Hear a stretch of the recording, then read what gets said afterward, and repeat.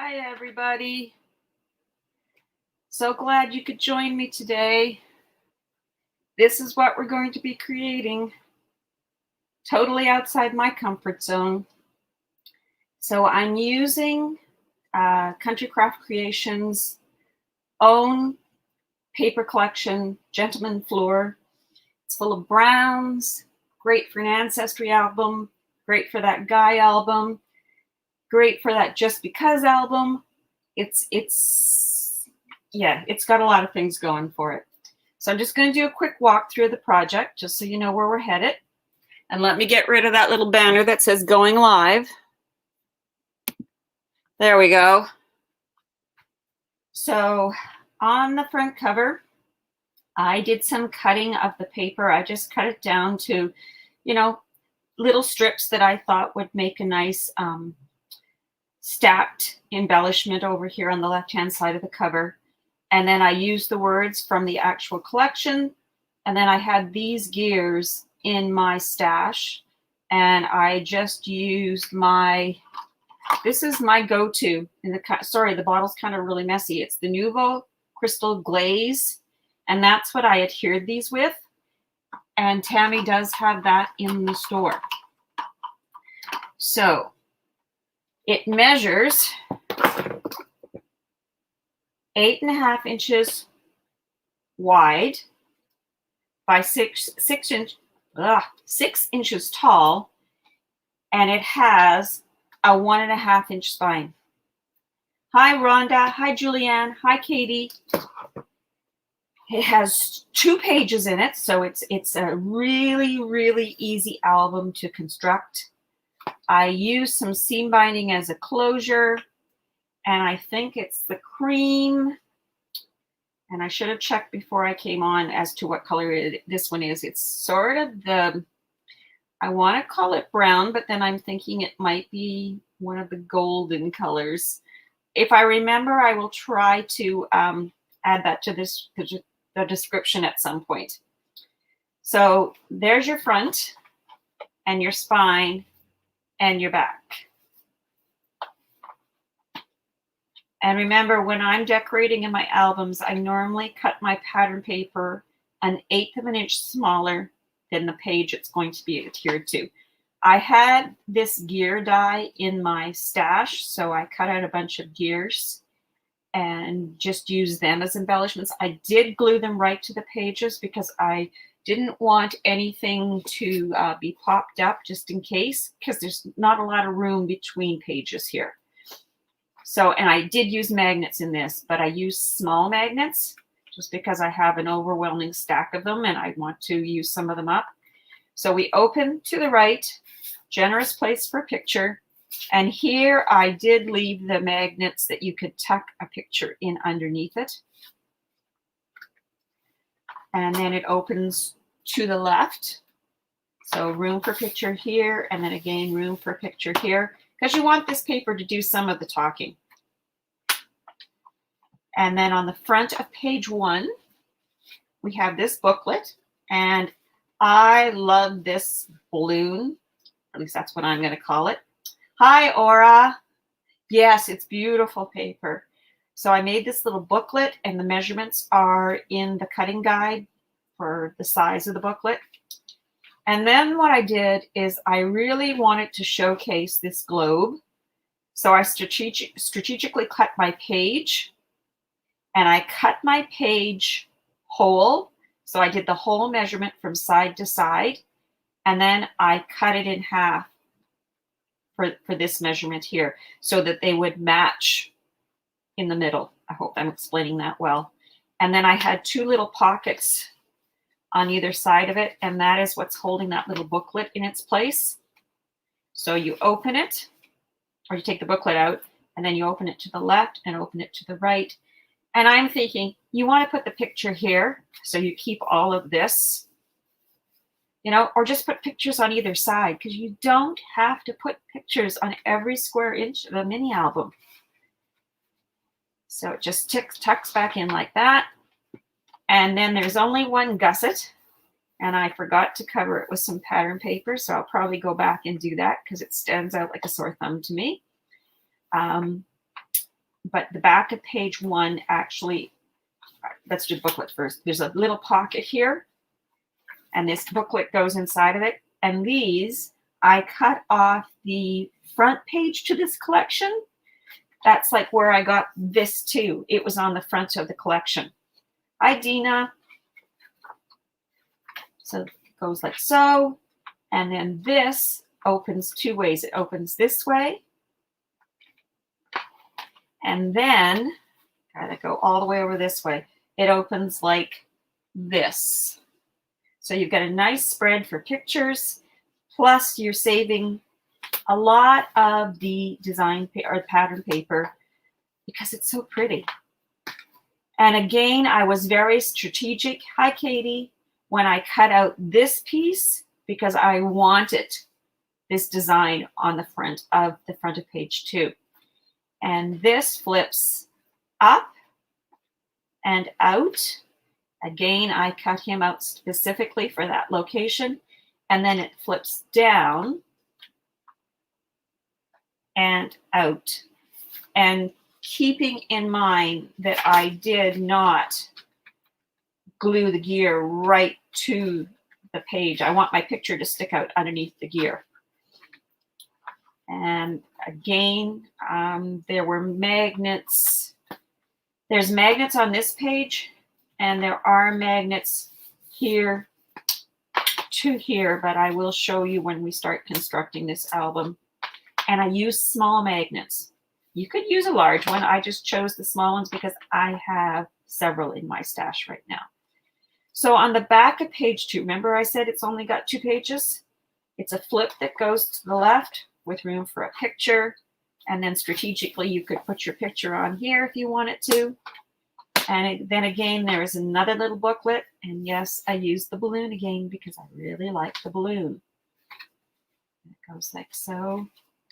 And then my waterfall, of course, if you follow me, you know I tend not to put pattern paper on every one of my waterfall pages. So I have, I cut myself down a little designer embellishment, added some gears to it. Love this little strip, so I strategically cut it out so that it would say what it says, number 4, right biplane. And then you open it, and there's the back of it. And then, of course, the waterfall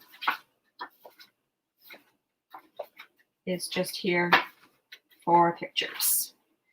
So that is what we are going to create today. I hope you're going to enjoy making it as much as I enjoyed making it. And we're going to set this aside someplace where I can have it to refer to. And we're going to get this album on the go. Thanks, Dina. I appreciate that. Oh, see, the paper has grown on me. At first, this was totally outside my comfort zone, and I've told Tammy this. But as I worked with it, I've liked it more and more. And if you stay with me to the end, I have a little sneak peek of what my next project's going to be, and I'm using more of this Gentleman Fleur paper. Hi, Diane. So nice you could join us.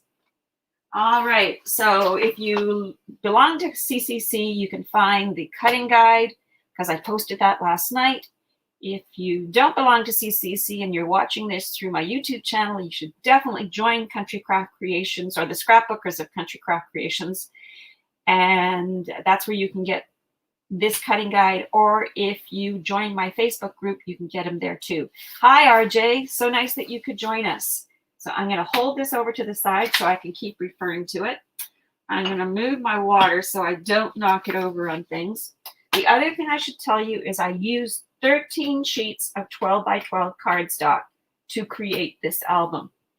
And what I'm creating my album with today is I'm using some artisan navy blue cardstock just because I'm going to do my second project in a completely different paper. And I thought, let's use blue. Surprise everybody. So you're going to need 2 pieces of chipboard that measure 6. See, I've got a piece of lead, so let's get rid of that.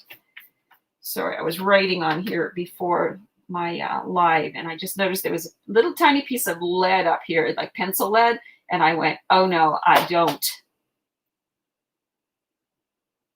Oh, RJ, you're never behind because remember the YouTube or the video stays recorded. And as long as you're in part of Scrapbookers, or you can get to my YouTube channel, or you join my Facebook group, or, you know, whatever, you can always access the cutting guide. So like I said, the chipboard is 6 by 8.5, and you're going to need 2 of them for the front and back cover. And then the spine is 1.5 by 8.5, and you're going to need 1 of these. And of course, as usual, I went ahead and I've got all my score tape on the back of my chipboard. I burnished my score tape. And I'm sure you guys all know this, but the reason you burnish your score tape is to, I call it, you're activating it. You're making sure that it's adhered to the cardstock. And then when you go to lift the backing off of your score tape, it removes nicely. So it's all burnished nicely. We are going to start with the spine because I always like to give it a few seconds to dry. So the piece of cardstock you're going to need for the spine is 4.5 by 8. And we're going to lay it on our chipboard so the 4.5 is across the top. We are going to get out 2 of our spacers. So we are using the 1.5 inch and the 1 inch.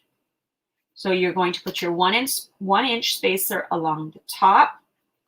You are going to put your 1.5 inch spacer on the left hand side. And that just gives you the space you need for wrapping. And because we're using the lay flat album system, I guess is what I'm going to call it, that way it gives you the wings that you need. I'm just going to pull my little garbage bin out so that I can reach it. So let's get started. So we're going to lay down our piece of chipboard. And we have a problem as usual. What did I do wrong today? Hang on. I think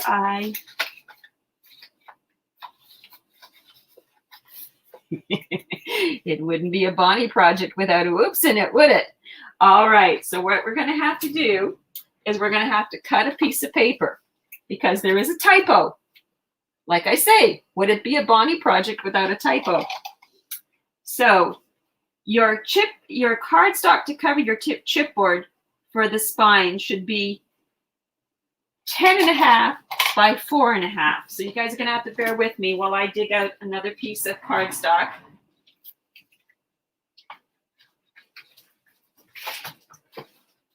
And I thought I was so organized today. Hello, Carolyn. This is the joys of doing something live, is if you've made an oops, you've made an oops. And you know what? You can save this piece of cardstock and you'll use it someplace else. So I apologize for that, but it is what it is. So I'm just going to cut this piece of cardstock at 4.5 by 10.5. So let's try this again. Hopefully it is the only oops of the tutorial. And I thought I had checked it so carefully. Where's Tanya when I need her to check my tutorials? So it's 4.5 by 10.5 long, okay? So here we go. Let's try this one more time. So here's your piece of chipboard. We're going to butt it right up to the spacer at the top and down your left-hand side. So we know we won't need the 1.5 again. We're going to burnish it. I'm going to put this other piece of paper out of my reach so that I don't grab it by mistake at some point. All right. So anybody got plans for the weekend?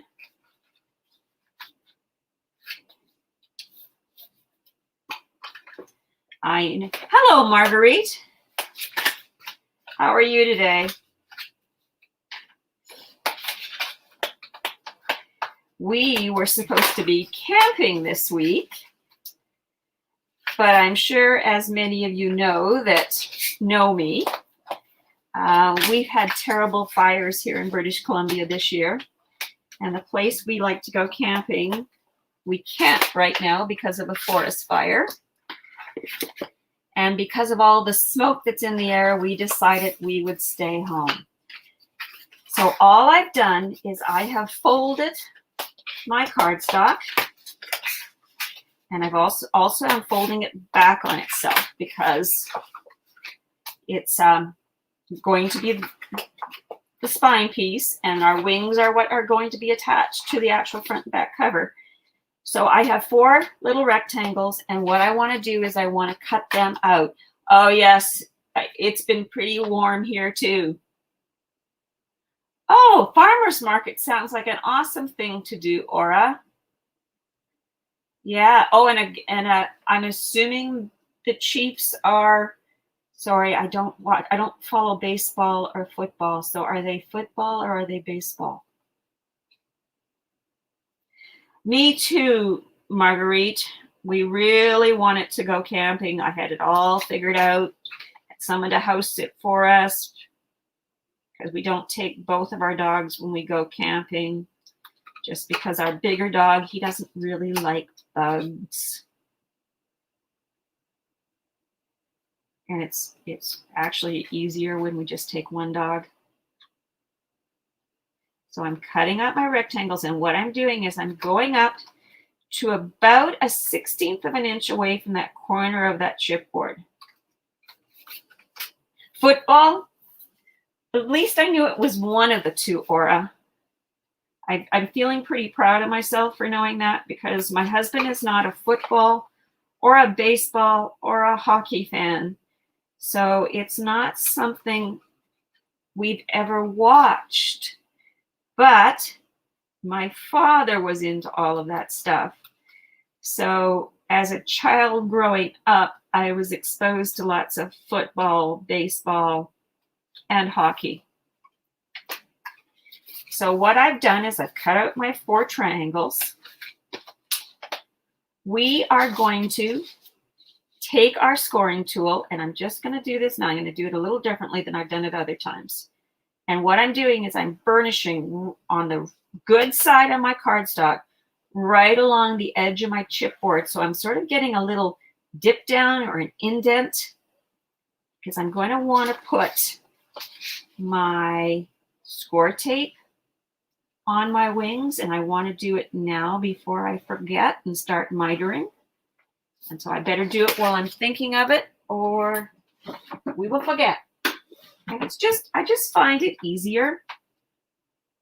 So I lay my score tape down. I'm gonna say just a little more than a 1/16 of an inch away from the edge of that chipboard. And when you run your scoring tool along the edge, like I did, along the edge of the chipboard, it really gives you a pronounced line to follow as you're laying down your score tape.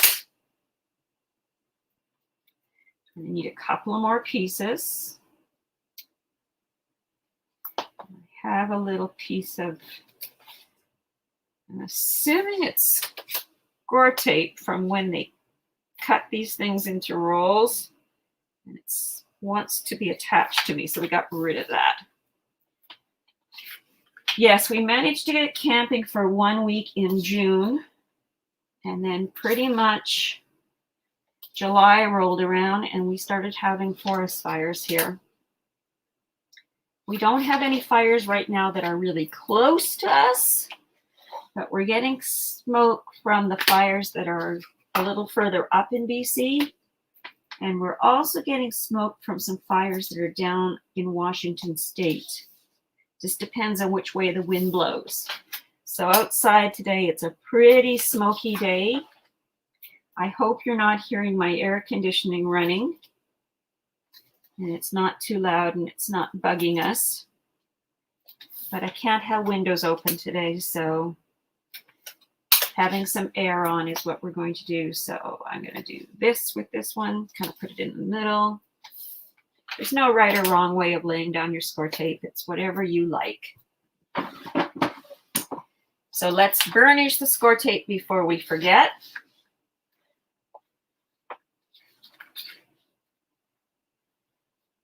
And then we're going to do some mitering. So we're going to start by mitering the 1-inch tabs. And so all I do is I lay my scissors right up against the edge of my chipboard, and then I just pivot them. And then I'm going to repeat it on the other side. So just lay it at the edge of the chipboard and pivot. You're just cutting away some of the bulk. And then we're going to repeat it on the other end. And again, it's lay your scissors and pivot. And one more time for the 1-inch tabs. There we go. And then we're going to repeat the process on our wings, our 1.5-inch wings. So we're just going to put our scissors right up against the edge of the chipboard, pivot, and miter. So is anybody working with me, or are you just watching? Because sometimes it's better to watch, just in case I do any more oopses. But when I get the oops out of the way right away, hopefully the rest of it is fine. I thought I had done so well with this one. Oh well, it's life. All right, so now we want our art glitter glue. We are going to run a little art glitter glue right along the edge of the chipboard. But we're putting it on the cardstock. Then put glue on the rest of that 1-inch tab. And then get your trusty burnishing tool. Make sure you have something. That's okay, Marguerite. It stays recorded. And you can always go back and watch the beginning, because I did do a walkthrough of it at the very beginning. It's only got 2 pages in it. It's just a nice little album. It's quick. And I think it would lend itself to lots of different paper lines. And what I love about it is, any of you that know me well enough know I'm not really a gears kind of person or any of that. And I was quite surprised when I got it finished how much I actually liked the album. Because like I say to Tammy, it's always good to push me outside my comfort zone, because we get stuck in our little groove and then we're afraid to try new things. So if you stick around to the end, I'm gonna have this teaser throughout this whole live today. If you stick around to the end, I have a sneak peek of my next project.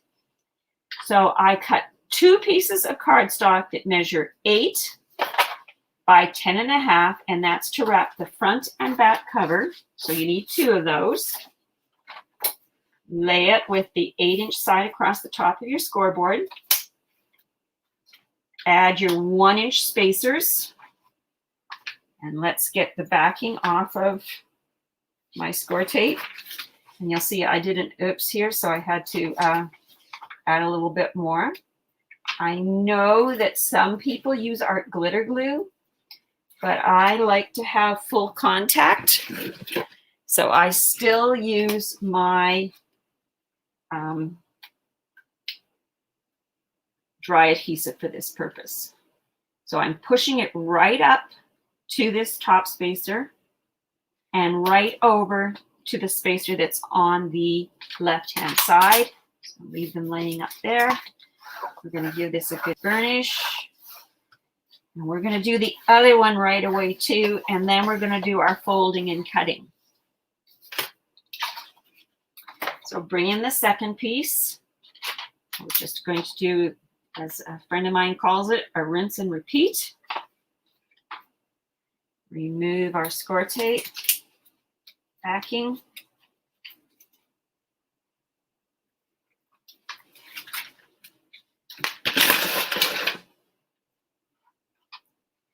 And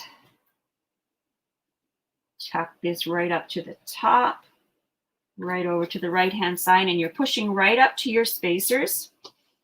And remember, if you don't have spacers, you can always cut yourself some chipboard and use them like spacers.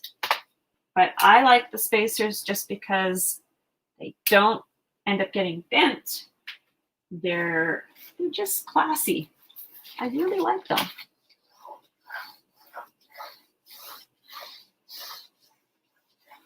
Carolyn, your craft shows have started already? They haven't started here yet. Not for a while anyway. We've got, I don't expect any of them to start until October. All right, so now I'm going to wrap the board. So I burnished it. Now we're going to wrap it. So we're going to do the same process. I always take my cardstock. So my cardstock is on the bottom, and I fold the chipboard over onto the cardstock, over onto that 1 inch wrapping tab.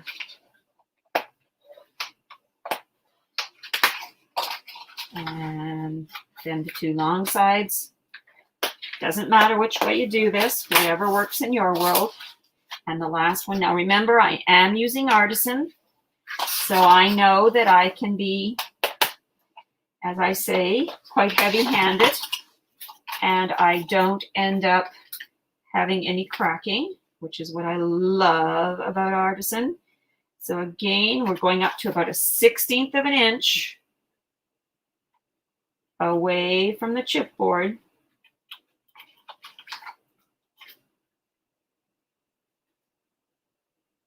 And I know it must get boring sometimes when I repeat this every album I make, but oftentimes we get somebody new that's never made a mini album, and we want to bring them into this great world that we've created here. And this way of wrapping your chipboard for an album, it is the best. Because remember when we used to wrap it in one long sheet? Probably some people still wrap like that, but I just find that it's stretched out forever.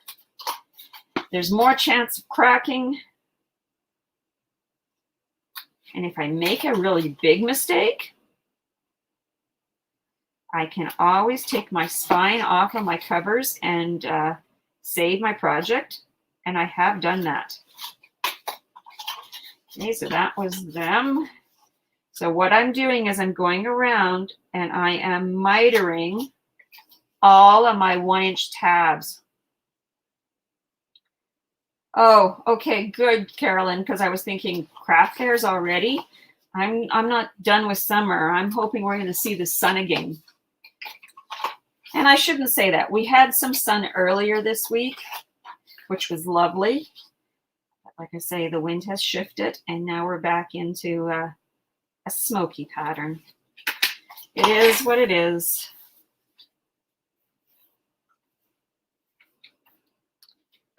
Nothing I can do about it. I guess I could move, but that's not happening.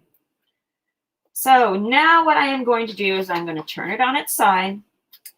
I'm going to adhere my 2 short ends first today.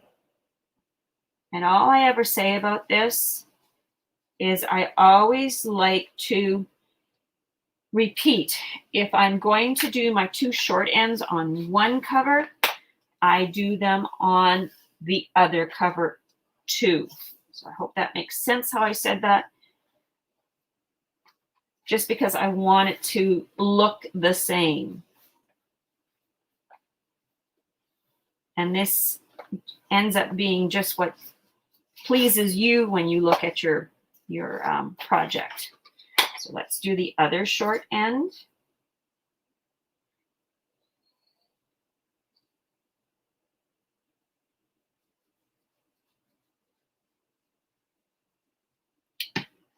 And burnishing tool.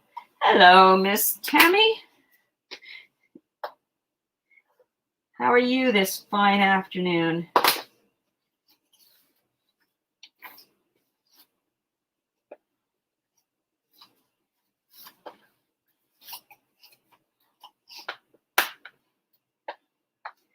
There we go. And now we're going to do the 2 long sides.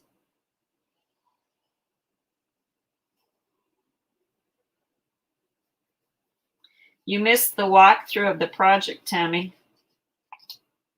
You also missed the oops. Oh well.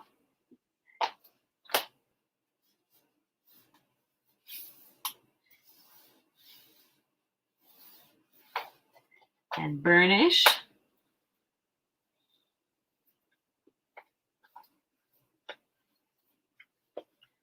Diane, I read your comment and I was going, pop up there. She's going to come to Canada and see me?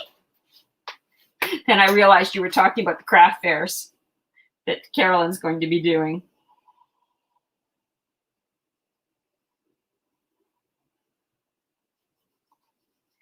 And we're gluing this side down. Sorry, I've been doing some inking and I've got ink on my finger.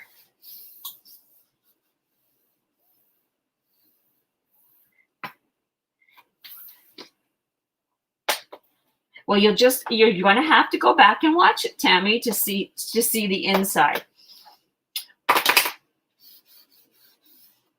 Or I could do another walkthrough of the inside. Are there more people that are just joining us now? And if that's the case, then I would go.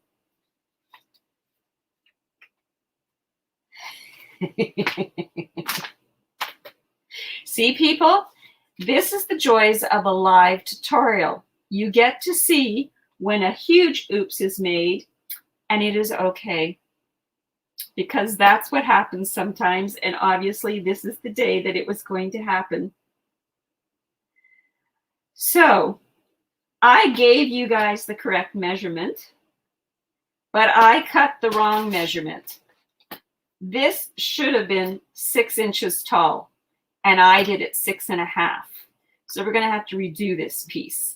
So we're going to do that now before we move on, and you're going to get to see me use this piece of chip. No, I'm just going to cut a new one because it's just way too much. It's oh well, such is life. Let's do the other cover and then we'll come back to that. My directions are correct. So if you follow my directions, you will have the correct spine measurement. Oh well, I'm very sorry.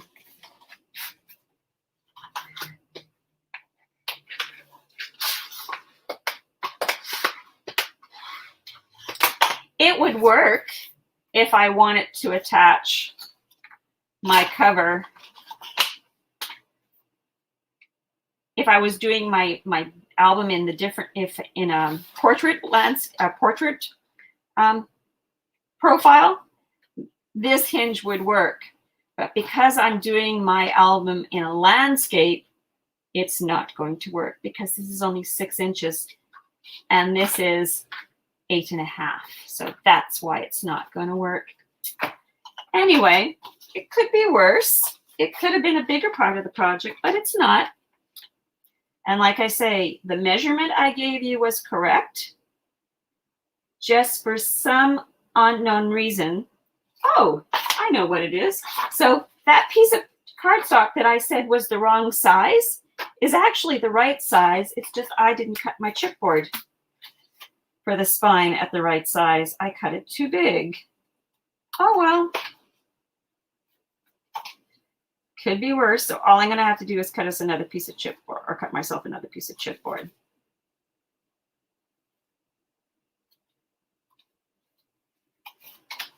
And that's why I like to do lives. Exactly. I will save it for another book, Marguerite, because I'm thinking I'm going to make this same album, but do it in portrait. Because that's what I mean when I talk landscape. It's the direction of the book.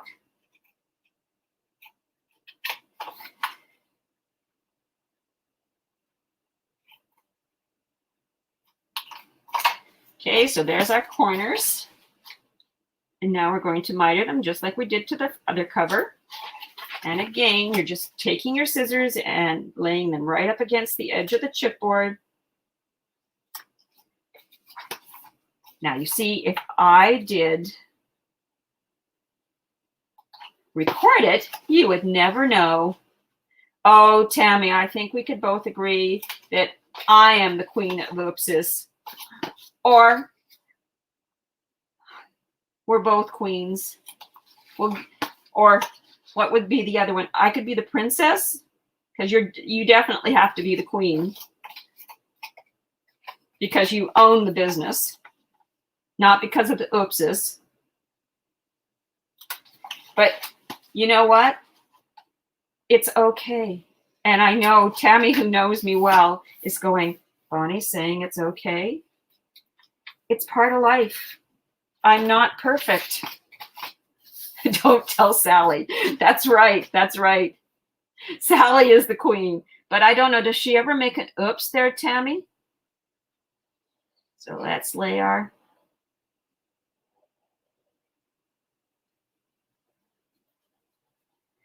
So we're just adding our adhesive. And remember, we added a little adhesive to the edge of the chipboard.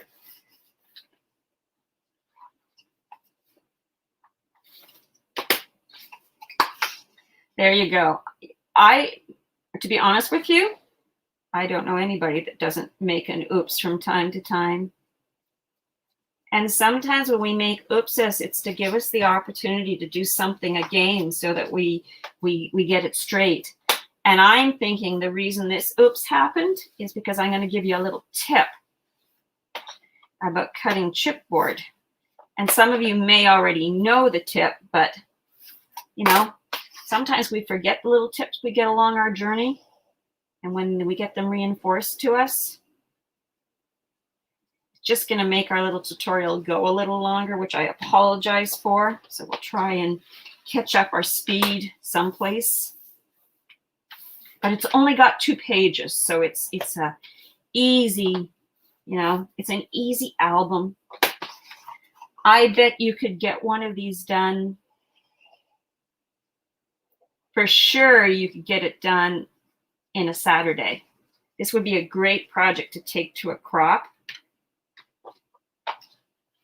You might even be able to get 2, depending on how quick you decorate. It is, Carolyn, exactly. It's exactly right. It's like, I love seeing what you guys create with my tutorials because you show me different ways of decorating things. Okay, I'm just going to dig into my scraps for a second. So I have a scrap piece and I need my cutting tool. So I'm going to use this one. And I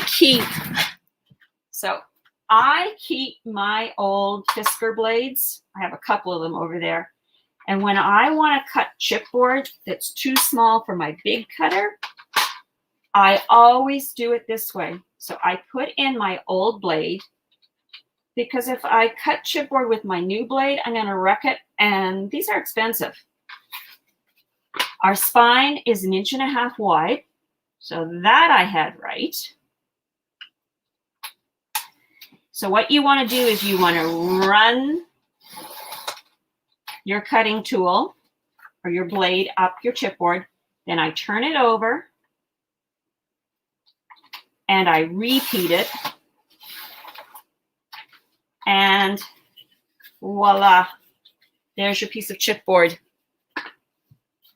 Now, this is where I made my oops. I didn't take it over to my big cutter and make it 6 inches long. So give me a second here.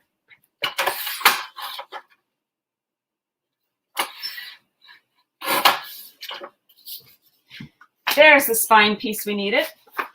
Okay, and remember this piece of cardstock, the one that measured 4.5 by 8. That was the correct measurement. So I didn't make an oops on paper. I made an oops when I forgot to cut off 2.5 inches of the spine piece. So lay your piece of cardstock up into your scoreboard. Get those two spacers that we just had, the bigger ones, the one that was 1.5 and 1. We are going to add some adhesive to the back of this. And no, I am not going to use the wet adhesive. Yes, I've been doing that for at least a couple of years, and I don't know who or where I saw it. But like I say, sometimes I think we forget all the little tips we learn along the way until somebody brings it back to the front of our brain again. So I'm going to say that. All right. And I just want to put this blade away before I go to cut something else and then have a blade that's going to rat up my paper. There we go. Just going to try and put it back in my storage bin that's to my right. Burnish. Lift off the score tape. You know what, Marguerite? It's not being cheap. It's being frugal. Blades are expensive. That's why I love my dolly. I do most of my cutting on my big dolly that's sitting out of the camera range, because the blades you never have to replace a blade. That's why I got it, and I love it. So let's just burnish.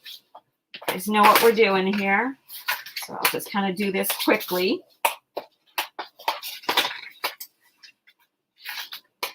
And the other way. It'd be so nice if we could just sort of fast forward through this, but unfortunately in a live, you get to watch it all happen. Exactly, Marguerite. I totally agree with you. Even though my dear husband will say to me, "Do you not have enough paper?" And I keep telling him, you can never have enough paper. Oh, I need to give a little plug out because I do lives and I don't usually do recorded tutorials. Country Craft Creations is having a blog hop on, I can't remember the dates now that I'm thinking of them. Can you cut heavy chipboard with the dolly? Well, Carolyn, I consider this to be heavy chipboard.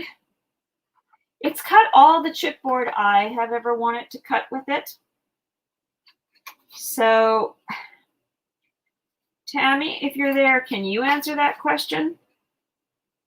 Let's see if Tammy's still with us.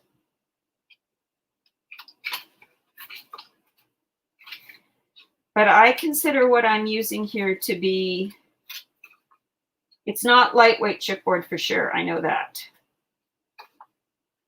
I know I can cut the chipboard I get from CCC with my dolly.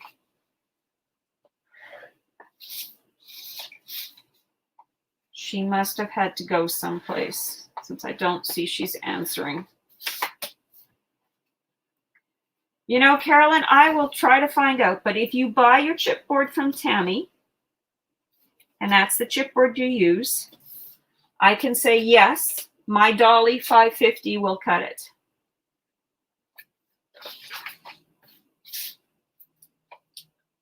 So,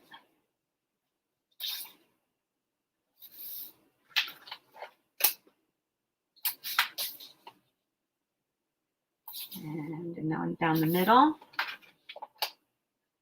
Hi, Christy. Didn't see you sneak in. There you go. So Carolyn, Christy says she can cut the heavy chipboard with hers. I assume that we're talking the same chipboard thickness, because I know there's a lot of talk some days about how thick the chipboard is. And to be honest with you, I have my heavy chipboard and then I have my light chipboard. See, and Diana's sort of saying the same thing, that hers cuts the heavy chipboard too. So I'm going to say I think we can safely answer that question with a yes. So for those of you that might be just joining, we had a slight oops. The cutting guide is correct, but what I told you at the beginning is not. So it'll all make sense. Follow the cutting guide. Don't follow what I say. That's why I always watch the video first. Oh, no apologies. You got to work. For some reason, our bills still keep coming. The only time that changes and your bills come and you get to pay for them anyway is after you're retired. And they deposit that money into your bank account every month. It's awesome. I say to people, I don't know how I found time to do everything I did when I worked, because retired, I have enough trouble finding time to get everything done I want to get done. All right, so we are almost back to where we can continue on. Thank you, ladies, for, I don't think we have any gentlemen today, right now anyway, for staying with me through that little oops.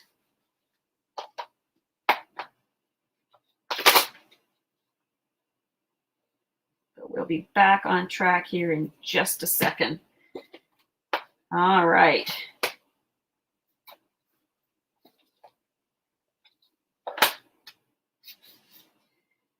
Split a nail today, and I'm not impressed.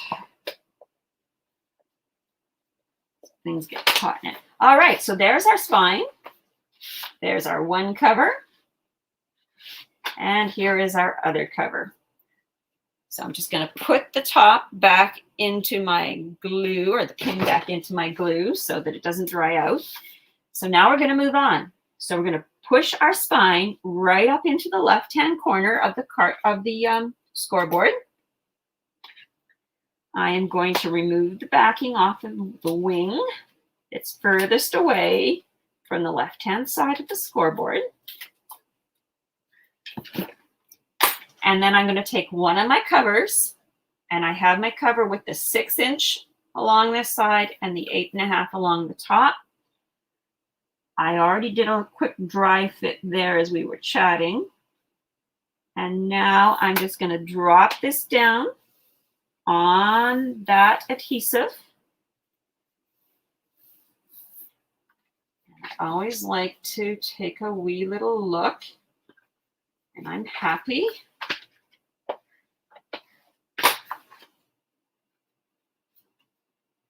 What I'm looking at here is I want to make sure that my spine isn't going over either side of the front or back cover, whichever cover that happens to be. Now I've rotated the spine piece so that our second wing is to the left of the left side of my scoreboard. Removing the adhesive.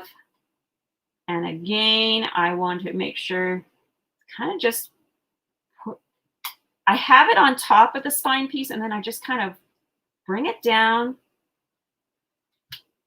Sometimes I have to do it, kind of leave it lifted on this side too, and then I lay it down. Yes. Yes. So we got, as I always call it, this is the wonky cover. And what I'm always looking at is I don't want my covers to be above the spine when I sort of have it in this position. So that's what I'm always looking for when I kind of hold my project up and I'm kind of eyeballing it. It's to make sure that my two covers are flush with my spine. Now, the spine reinforcement piece, which is a piece of cardstock I always cut, it measures 5 7/8, so that is the one tick back from the 6, by 6 1/4. And the reason I wanted to be 6 1/4 is I wanted to make sure it's generous enough to cover my spine and come out onto the cover itself. I know some people use the score sheets.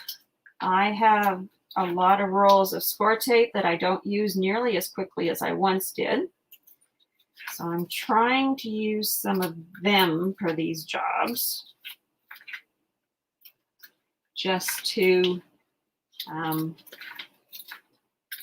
so I can replenish my supply with new stuff. Oh, so I went to start to talk about it, and then I got carried away with something else. So at the end of the month, and if I had made sure at the end of the month, we are doing a blog hop. And I know that some of the designers have been posting in their videos about it. So I'm going to try and tell you while I do this. So what I'm doing is I'm hovering it over the spine area of my cover. I am making sure top to bottom it's centered and side to side, so left and right. And when I'm happy, I am just going to lay it down. I believe the blog hop is the weekend of the 27th of August. And I know what you have to do is you're supposed to go to each one of our YouTube channels that are participating. You're supposed to comment on their video, like their YouTube channel, and subscribe to the YouTube channel. I think I'm covering it all. And then I know there's some prizes that are going to be drawn. I'm sorry, Sandy, I am not doing this justice. There's some prizes that are going to be drawn. It's a Christmas, homemade Christmas, so some Christmas ideas. I am doing a set of cards, and I'll give you a little sneak that I'm doing some special fold cards for this particular hop. Some you might have seen already. None of them are my original. They're just ones that I have seen and liked over time, and I thought I would share them with you. So there's our cover. So what I did is I just burnished between the spine and the cover on both sides, making sure it's nice. And that's the other reason you want to use the dry adhesive, so that you get that glue contact with the front and back. And there is our cover. Isn't it nice? I love it. All right. So because I always like to put a piece of pattern paper down on my spine before I actually adhere my hinge system, I've already cut this out. Just a piece of pattern paper. It's an old collection I've had hanging around, and I thought, I am going to make the second album in this paper. What I need to do is I need to go to a crop. I would probably have to go to a crop for a week and just bring these albums that I need to get completed. And I'm sorry if my head is getting in this shot. Hopefully it's not. The reason I laid the book on its side is so it just gives me a better angle to look at things. And all I was doing was I was making sure I could still close before my glue is completely dry. Burnish.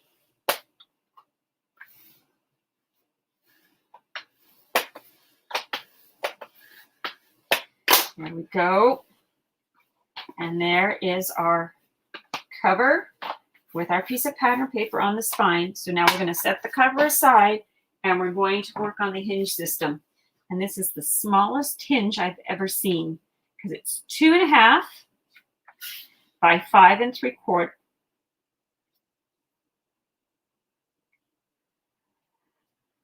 We're going to recut this because I cut it too small. Oh my goodness, what was I thinking of yesterday as I was doing this? I am sorry. I just want to check my... We're going to recut this because we can. Tammy's going to stop saying I can't do lives anymore. Your measurement is correct, but for some reason, as I was cutting this yesterday, who knows? Things happen. This one happens to be 5.5, and I needed it to be 5 3/4.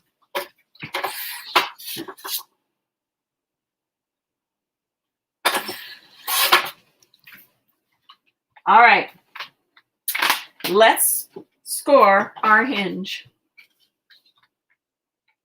At least the instructions are right. Never what? Never make a mistake, or never stop me from doing lives. Well, thank you for that, if that's what it was. So we're scoring at 1/2, 1, and when I score my artisan, I always score it twice because I know it can handle it. It's the paper. I don't know if you've noticed yet. Thank you, Tammy. That means a lot. But Tammy's artisan cardstock is just like her paper collections. When you feel her artisan cardstock, or when you feel, my hands is going, when you feel her collection paper, you will never go back to using the other stuff. Never. Because it's just so, it's beautiful paper. It's absolutely beautiful paper.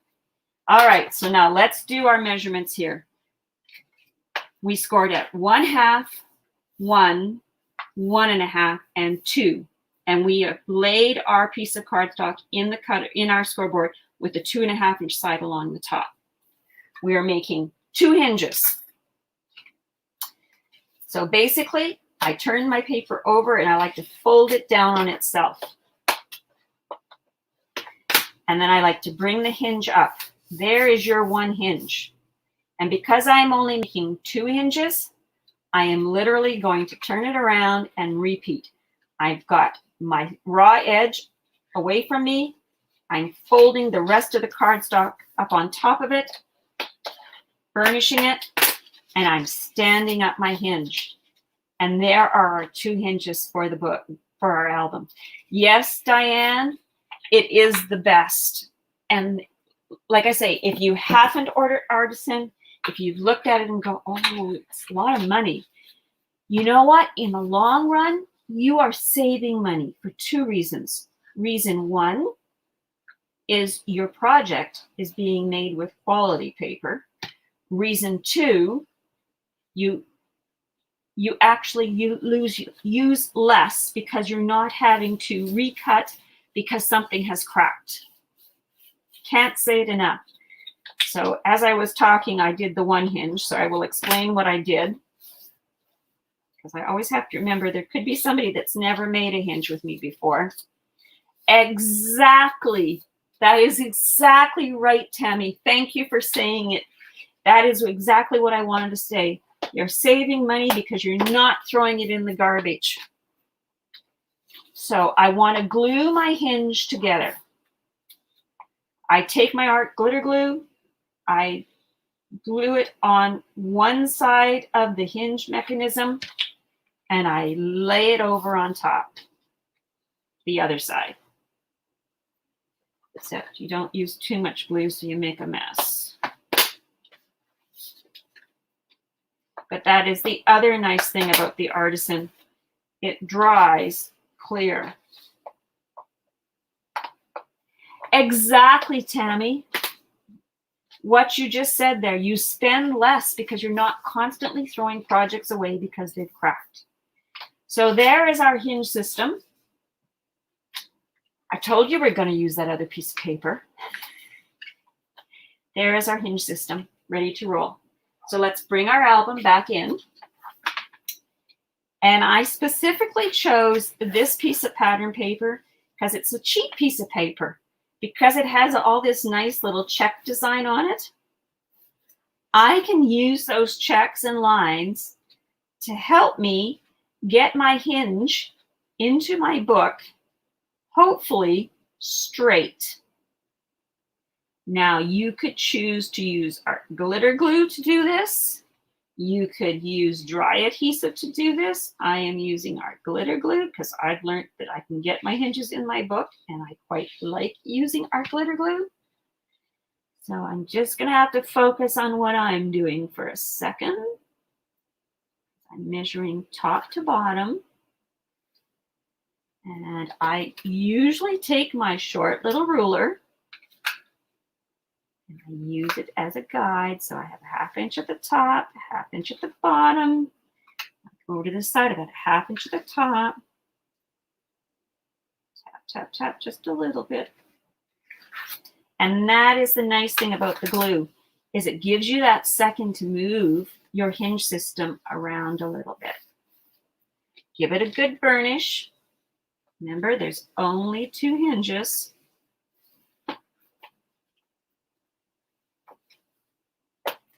Get your hinges used to rolling left and right.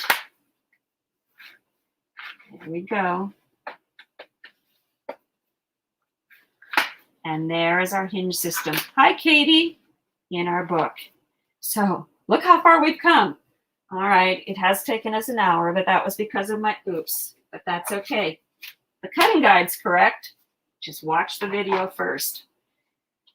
So we need our base pages. And in our instructions, I refer to one base page as base page A. You need to cut 2 of these at 5 3/4 by 8. See, that's why I always like to have the instructions beside me, just in case I do cut something wrong. Base page B, you need to cut 2 of those. They are 5 3/4 by 8 1/2. And on the 8 1/2 inch side, you are going to score at 1/2. So I have scored mine.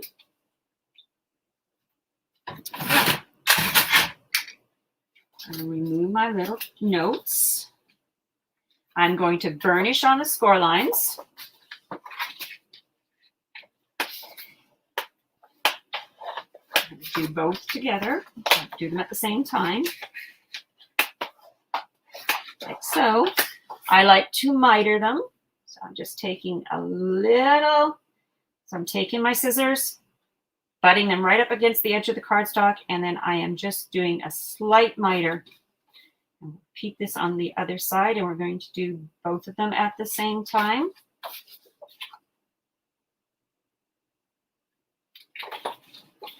And again.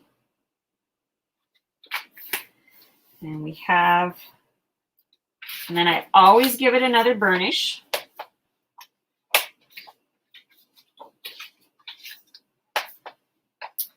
All right, and now we want to do a little dry fit. So I'm taking base page A, base page B. And what I want to do is I want to attach, so there's B. Let's work on this side. There is my base page B with my 1/2 inch hinge, or tab, I should say. Here's base page A. I am lining it up in my scoreboard, and I'm making my scoreboard work for me to keep things nice and straight. And I'm just sort of doing a quick dry fit, and everything will look good. I am now going to put adhesive on that 1/2 inch tab. Going to bring in base page A, lay it right down on top of it, pushing it up into the corner. And then I'm going to pick it up. That just lets me make sure that everything is nice and square. I'm going to open up the 2 pieces that are now glued together.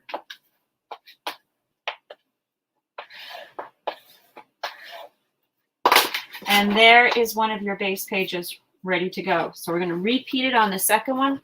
So again, I'm taking base page B with the 1/2 inch tab facing up. I'm giving another burnish if you think it needs it. I'm taking base page A and laying it on top just for a quick dry fit. I'm happy. Taking my adhesive, adding it to my 1/2-inch tab.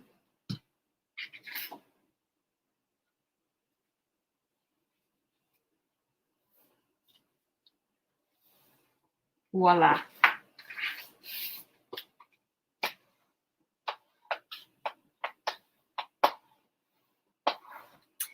And there is our second base page ready to go on our hinges. Now, what I like to do when I'm making my base pages like this, I like to make sure that base page B, so the piece that had the little 1/2-inch tab, it is on the top as I'm going to put it into my album. Because I believe it just is a nicer, cleaner edge when it's folding over. I hope that makes sense how I just said that to you guys. So we're going to do a quick dry fit.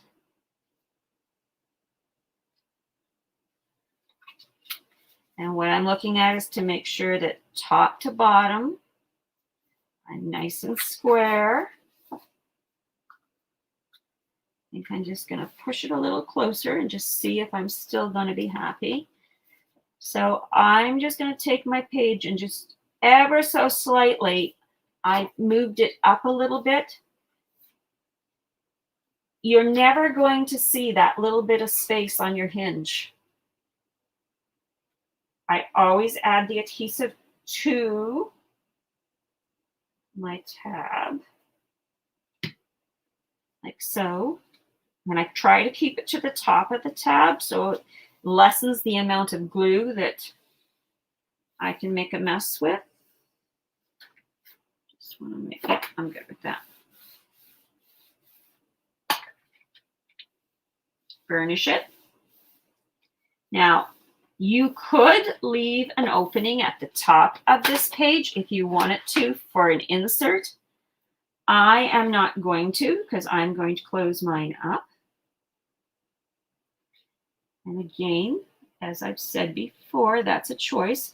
I think if I was going to leave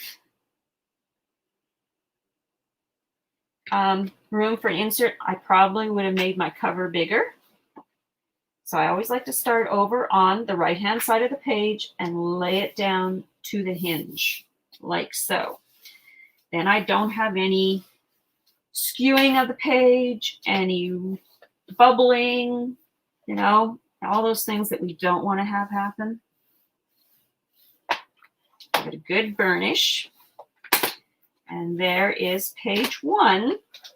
Actually, it's page 2 because we're working from the back of the album in our album. And we are just going to do that again for our second page. So again, we're lining it up on the hinge. And I know with the blue, it's a little hard to see. So what I'm more concerned about right here is to make sure that my pages are nice and square over here on the right-hand side. Yes, I want them to be square on my hinge too. But if I have a little gap, I'm not going to, down here, I'm not really going to worry about it too much unless it's a huge gap. So again, I'm applying my adhesive to the back side of the hinge.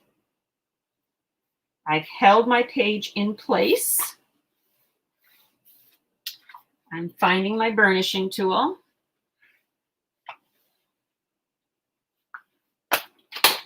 And then I'm just going to flip it the other way and make sure I don't have any glue. Still happy. So I'm going to add adhesive to the top of the base page.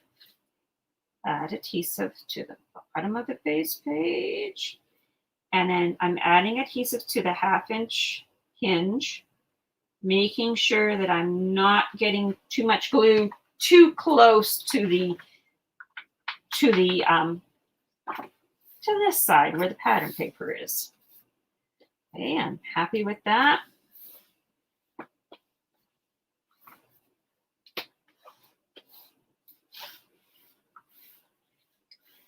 And just like that, we have 2 pages in our book, in our album. See, I picked up time. Here we go. And there are our 2 lay flat pages in our album. Love them. All right. So let's move on to the next part, which is we're starting to do the flips and the flaps. And the flips and the flaps are going to be on the inside front cover to start with. So I'm just going to bring the album back over. So on the inside front cover, we had a flap to the right and a flap to the left. And the reason I also went with my cardstock gears is I thought if I used the metal gears on the page, that would bulk them up too much. And that wasn't the look I was going for, because I only have those 1/2-inch gussets. Right, so I'll give you the measurements for these. So the flaps for the inside front cover, so that flat that's going on the left-hand side of the page, it measures 5.5 by 8.5, and on the 8.5-inch side, you are scoring at 1/2.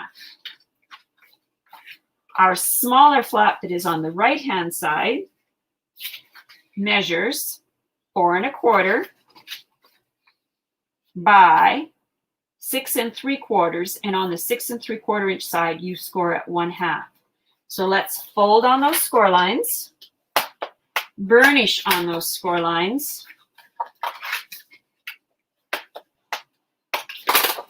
We don't need to miter our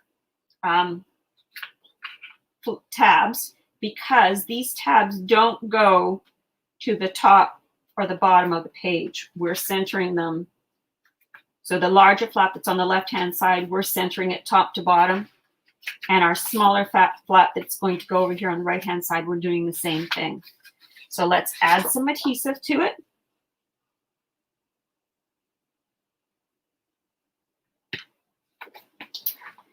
And then we're going to center it. And of course, this again is a choice. You could decide that you want it to be the full width of the front of the album. That would be your choice. The only thing I want to make sure of is that my edge of my flap is not over the edge of the front of the book. And it's not. So I'm going to burnish. And if you were going to put down seam binding, you probably would have wanted to do that already. I'm not. You know what? I could still do it. But I'm not sure I want seam binding on this one. I think I need to wait. So the only thing I would do is, like it says in my instructions, if you want to add your seam binding, actually, no, you don't even have to worry about that, because I added the seam binding to the outside. But if you want to add it to the inside, you could add it now, or you could have added it before you put down this flap. All the choices you get to make when it's your project. So what I'm doing with the smaller flap is it's going over here on the right side. I'm centering it top to bottom, but I'm also keeping in mind that I need to be able to close my album. I want to make sure it's nice and square. And when I'm doing something like this, I often will just flip out the 1/2-inch tab, add my adhesive, and then because I don't mind getting glue on my fingers, except when you move it like that. No, do it this way.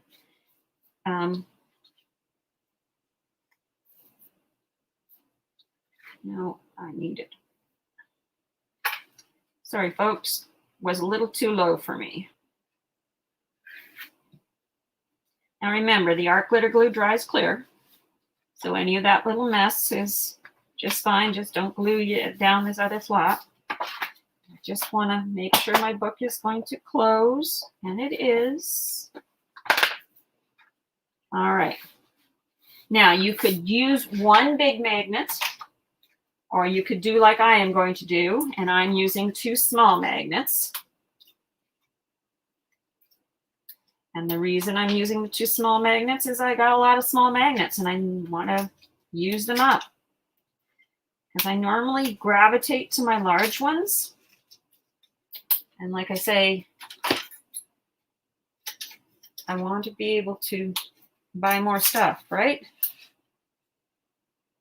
Isn't that what it's all about? All right. So we are going to start by putting our magnets on our smaller flat first, and then folding it over and putting it on the larger flat.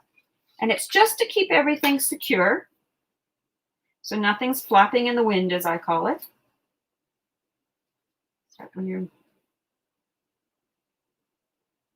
Sorry, since I broke that piece of nail, it's rather short. So I always like to have my magnet in about a thumb's width on any raw side of my page, so approximately where I drew those little circles to remind me of what it was I wanted to do.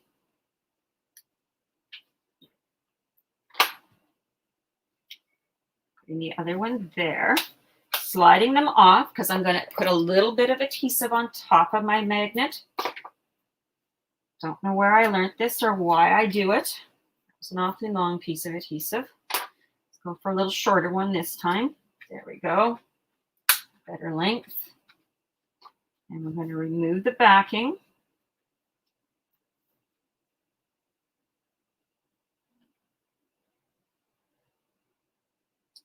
So like I said before, the cutting guide is over on Scrapbooker's Facebook group, or you can get it on my Facebook group at All Things Paper by Bonnie. And remember, there is a blog hop happening at the end of the month. You go on to Scrapbookers and just search blog hop. You'll get all the instructions. Don't take my word for them. And I know there's prizes. So I am taking my corner rounder and I'm going to round my corners.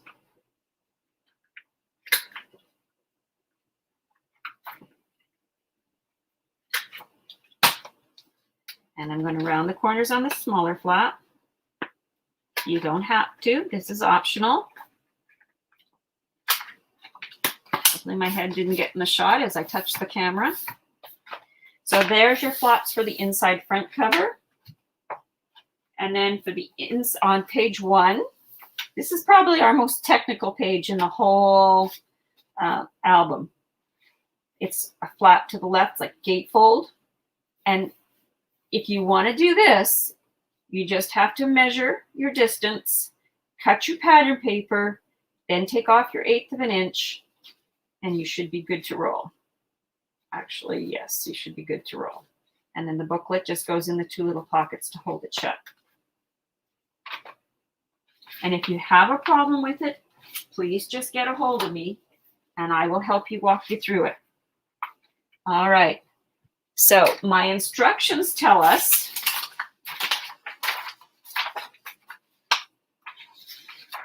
for the front of page 1, you want to cut 2 pieces of cardstock at 4.5 by 5 3/4.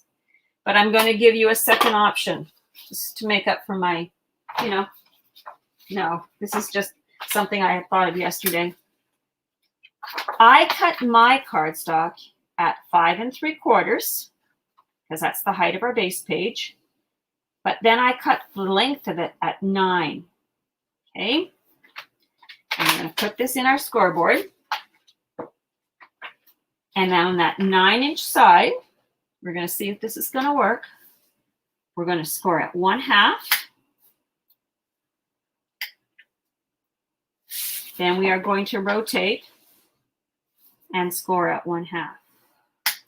And the reason I'm going to do it this way is because I want my gatefolds to line up. And I sometimes struggle with this.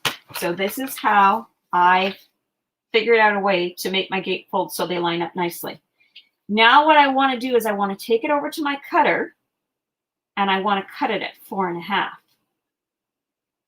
Because 4.5 and 4.5 equals 9.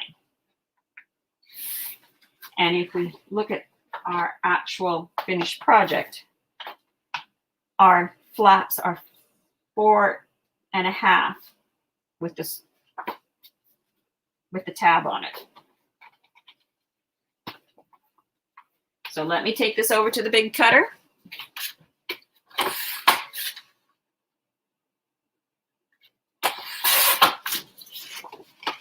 And we've scored it at, or cut it at 4.5. So now I've got my piece that's 4.5 by 5 3/4 scored at 1/2. And there's my other one that's scored at, right, it's cut at 4.5 by 5 3/4 scored at 1/2.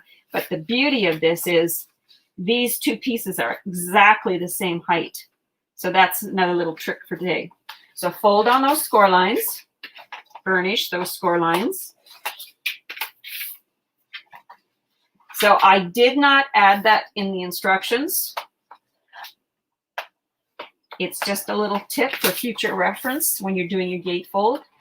I do want to miter my 1/2-inch tabs because they are going from the top of the page, the base page, to the bottom of the base page. You guys probably already knew that little trick, but it was like an epiphany moment when I was making this album, and I went, I need to share that. Because I do struggle with getting my gatefolds square. Right? Bring our album back in. Those papers over there for right now. Now I need a white piece of paper because the blue on blue is making it difficult for me to see. So I'm just going to slide that in underneath. So there is our page or gate that's going to go on the right-hand side of the book or left-hand side of the book. And there's the one that's going on the left-hand side of the book. And I'm fairly happy. I am going to take it over to my cutter because I'm noticing that my page is, I just want to do this again. Just want to go and shave off, like I'm not even talking a 16th. I am talking less than a 16th. Just seems to be a little, who knows? It was what it was. Let's try this again. Yeah, I'm going to be much happier with that. It was like, I tell you, it was, can you see this? That's what I cut off. It was just enough that it was bugging me. And when it bugs me, you got to fix it, right? You guys all know that. All right, so let's add adhesive to the back of one of our flaps. Doesn't matter which one you do first. And you do want to make sure that the flap is right to the edge of the page. Burnish.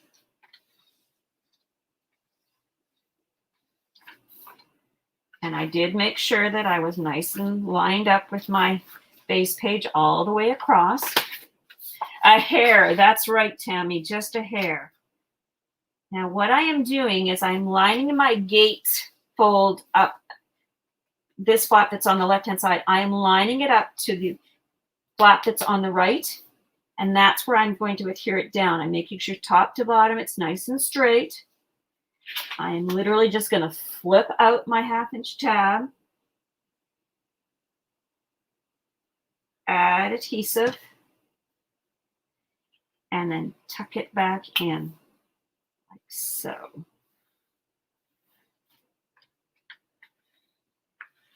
Now, quickly, I want to make sure that when I turn my page, nothing's getting in the way, and it's not. So I'm happy there.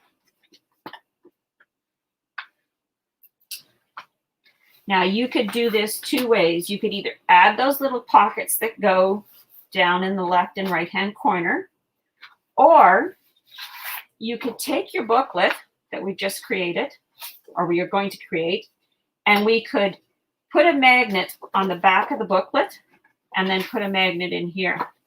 But I'm going to do it with my pockets, so I'm not using a magnet. So our little pockets are 3 by 3 squares. And you need 2 of them. So put them in your scoreboard. And it doesn't matter which 3 side you start with. You're going to score at 1/2. You are going to rotate it, because what you want to do is you want to make sure that your 2 score lines are intersecting and score at 1/2. And you are going to repeat that same process on the second little square. And then all you're going to do is fold on your score lines.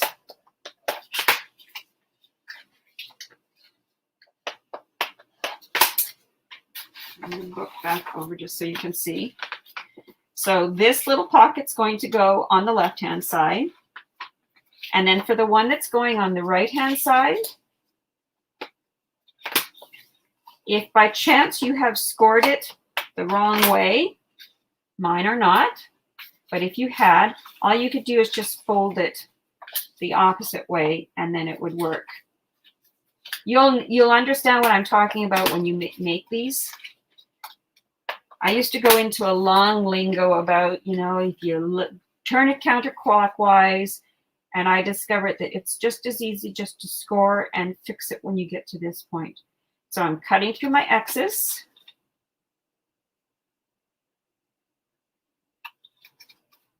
So, and again, the second one.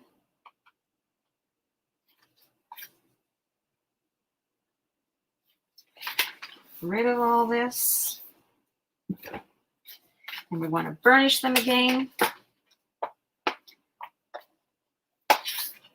So, and so. All right, we're going to start with the one that's going over on the left-hand side of this left flap. And all you want to be here, as you're laying this down, be a little bit careful how close you are to the edge of the book or to the hinge of the book, because you still want this flap or this flap to close proper or open properly.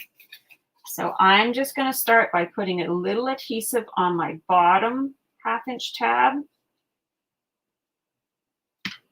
So I'm just going to line it up, and I'm probably pulling it back from the edge of the flap. I'm gluing it to 1/16 of an inch. And then just for good measure, I'm going to turn my page, my flap, and then for an extra good measure, I'm just going to turn the whole mechanism, the whole base page, and make sure that everything is going to work nicely, because this is your opportunity to fix it before you get the rest of this glued down. And if you do watch me, you know that I like to put a little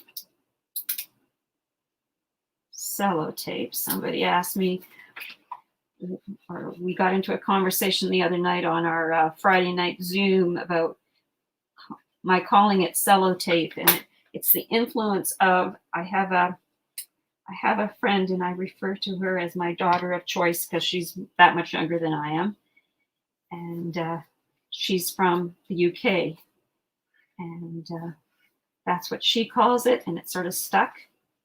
So I'm burnishing my other half-inch tab, and then I'm just going to take my little tool, making sure that nothing's sticking, which it's not. And you could do this before, or you have to do it now, so you need to round your corner if you want to, which I did. This, I'm going to be smarter with this one, and I'm going to round it before I put it on the base page. So we're just going to repeat that whole process on the right-hand side flap.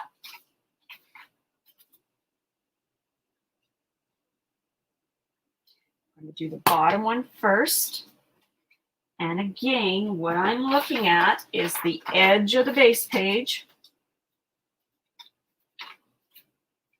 like so.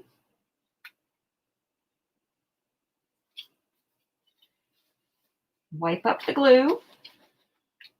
Just a little bit of tape, because it's not a very big pocket. And we're just adding the tape so that when we slide our booklet in the pocket, it's not going to catch on that little tab. Okay, and then glue here on the side half-inch tab. And then there we go.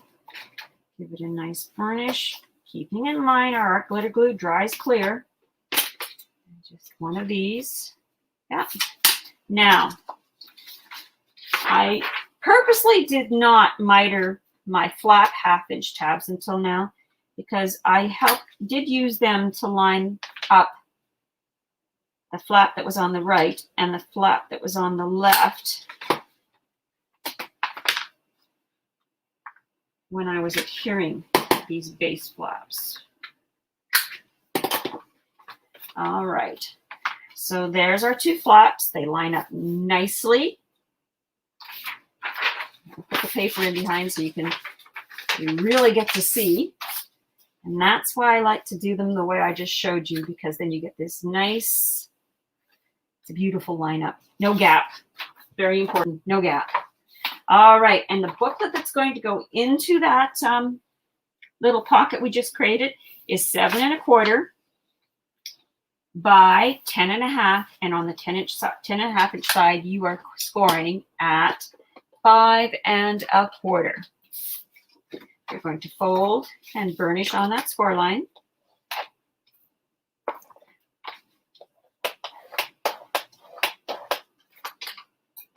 Trying to keep my work surface clean today.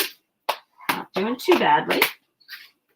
We are going to round our corners.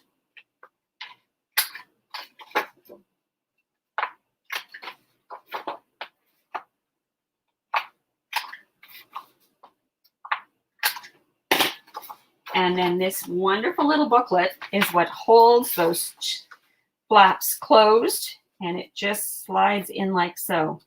And there is your page 1 front completed. So we're going to turn to page 1 back. And page 1 back is this pocket with a booklet in it that opens to the right, and then it opens all the way to the left. Okay.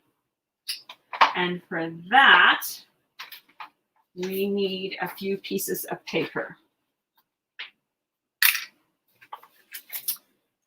The first piece of paper we are going to need is a flap that measures, not lose things, 5 3/4 by 8, and on the 8 inch side, we are scoring at 1/2. So with the 8 inch along the top, we are scoring at 1/2. So we're going to go through all the measurements first. Then our second flap that we need is another flap that measures 5 3/4, but it's only 7 1/2 inches long, and we scored that at 1/2.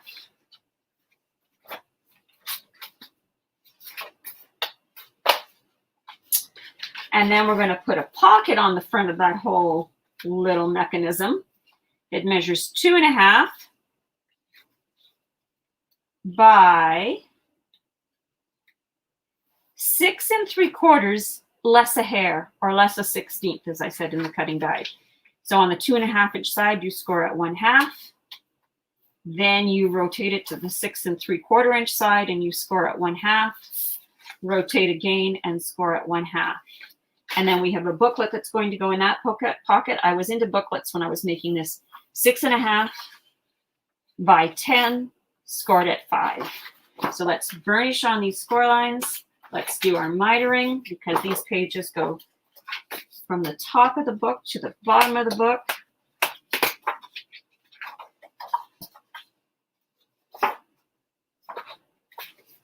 Doesn't really matter.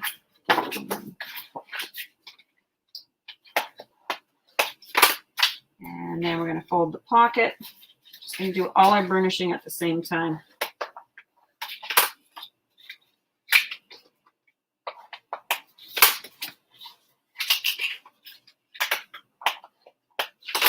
And I'm going to do a little dry fit to make sure I'm happy.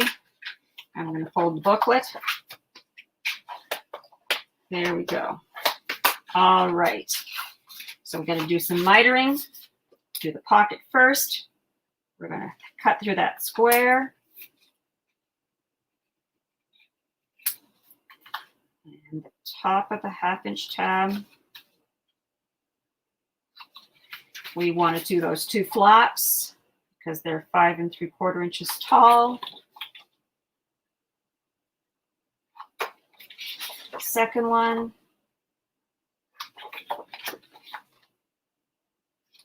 Voila. All of that mitering is done.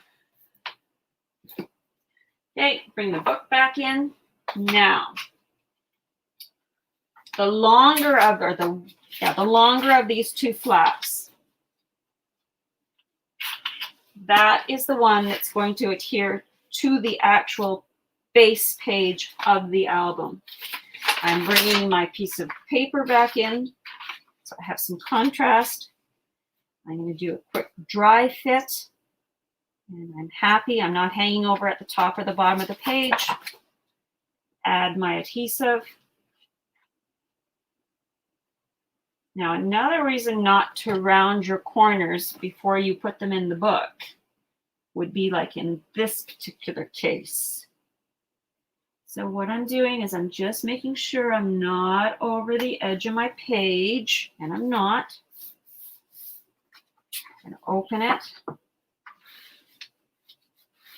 Give it a good burnish. So if I had gone crazy and had decided I was going to round my pages before I put them in my album, I'd have a little oops right now, because this second flap gets attached over here on the right-hand side of the first flap you put in the album. And if you had rounded the corners already of that first flap, you wouldn't like that.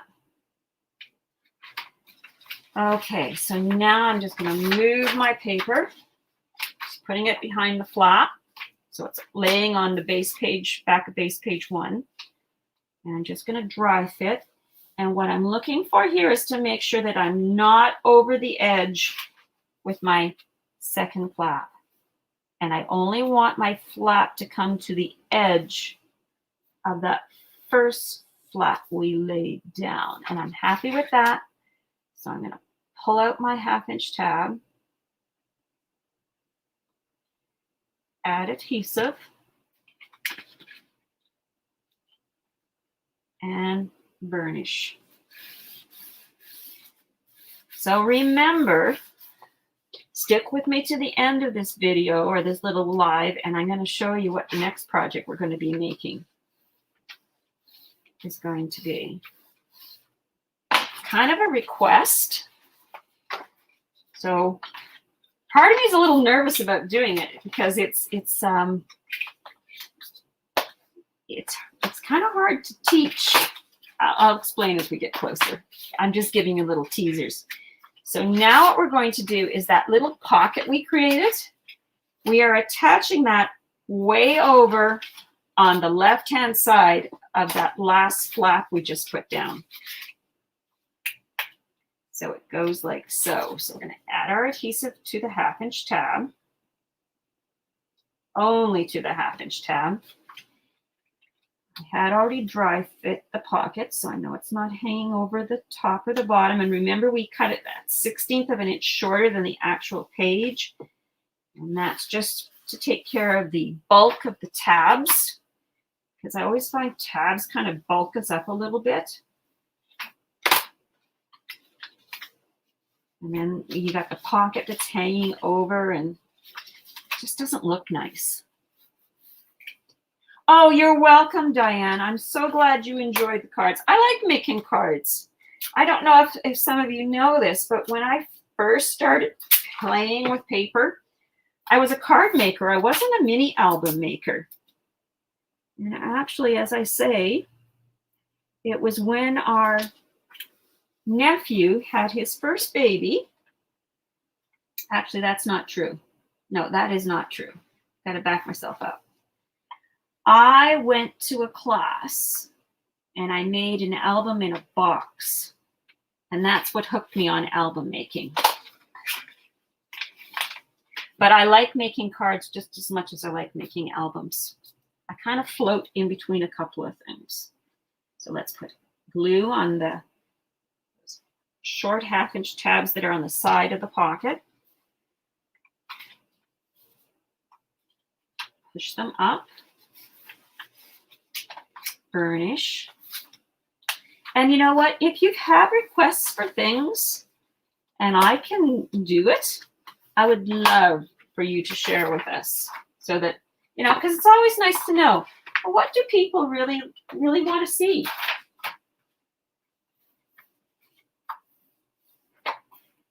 So our magnets, so you see my little marks here on my pages. That's to remind me where I want to put the magnets. I'm going to put 2 magnets. So there's that second flap. So there's the whole mechanism. There's the first flap. Here's the second flap. We are adhering the magnets. One here and one here and one here and one here. And you're saying, how come you're not putting them on the base page? All I want to keep closed is this flap, because I know this flap will have enough weight to stay down when the book is closed. Hope that makes sense how I explain that. So let's get our magnets out. So we're using 2 sets of the small magnets again. And you could do this with 1, but I'll tell you another reason why I kind of went to the small magnets. So when you use 2 magnets, or 1 magnet, I should say, you'd be putting it in the middle. And sometimes your edges of your page can sort of bow up, I guess is how I want to say it. Well, in this album, because I knew I didn't have a lot of room with the 1/2-inch gussets, I made the conscious decision that I was going to keep everything in the album flat, so that when I get to putting pictures in it, I don't have the bulk. I don't want an alligator mouth, if that makes sense. I'm sure some of you know that term. It's when your album has so much in it that it's actually like this when it's closed. And I don't like albums like that. I prefer to keep my albums with enough space for what's going to be added next, which is the pictures. So, and like so. So we added our magnets, we put down some adhesive, and that adhesive is just to keep the magnets in place. I've never had one come loose. That's the way I'd like to keep it. All right, so now all we're going to do is we're going to fold that first flap back onto itself, lining it up. I need my piece of paper. I may have to lift it up. Yeah, we're fine. Okay, and there's our magnets down.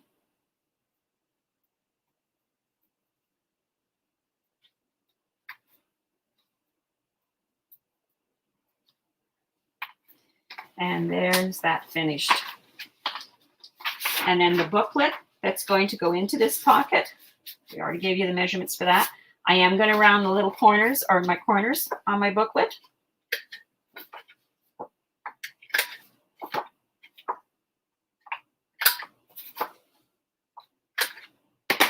Like so.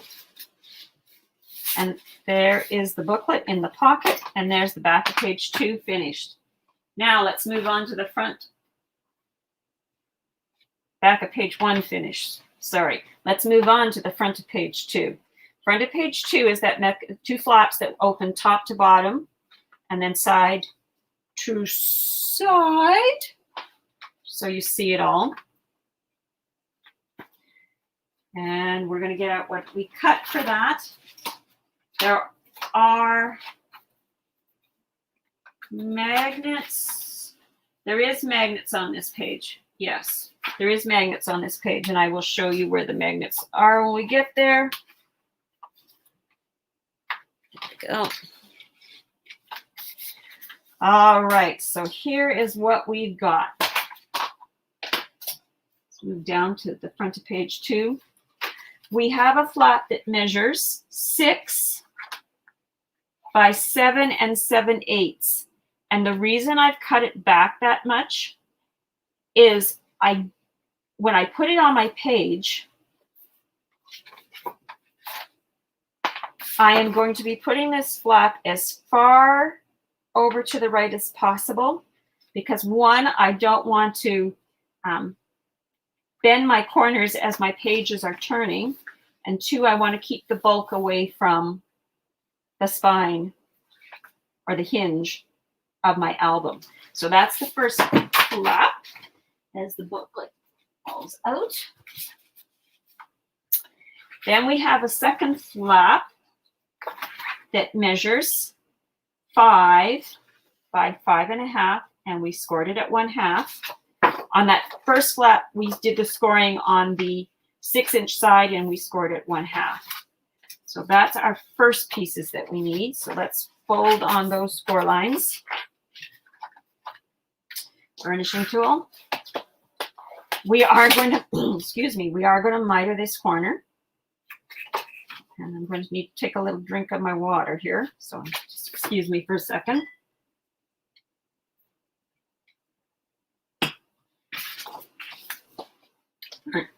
Excuse me, burnish that score line.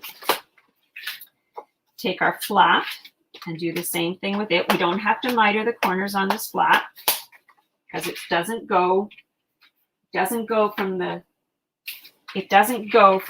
top of this flap because it's going on the inside. It doesn't go from the top of this flap to the bottom of this flap. We're centering it in between. Okay, so that's the one. And then the flap that's going on the bottom of the page, I turn my page, it measures 4 1/4 by 7 7/8 because we want our flaps to be the same size. And on the 4 1/4 inch, on the 5 1/4 inch side, we score at 1/2. And then the little flap that's going on the inside of that page, our flap, it measures 4 by 5.5, and we scored it at 1/2 on the 5.5 inch side. So let's burnish these score lines.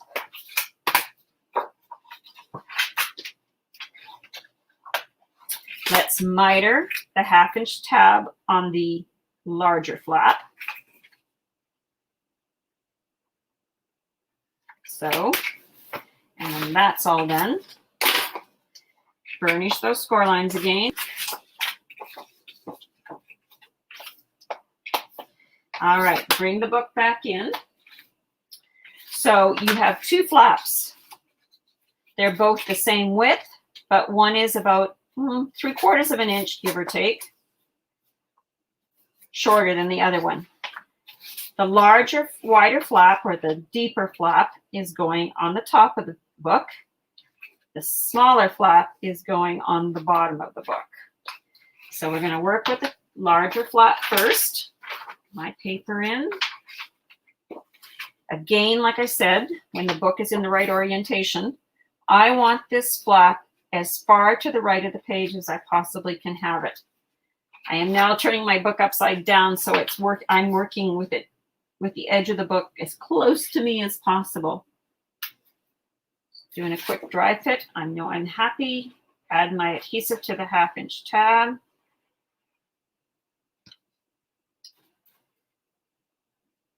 We're probably going to run over our 2 hours today, and I apologize for that, but we are so close to the end. Fast forward through my oops, okay?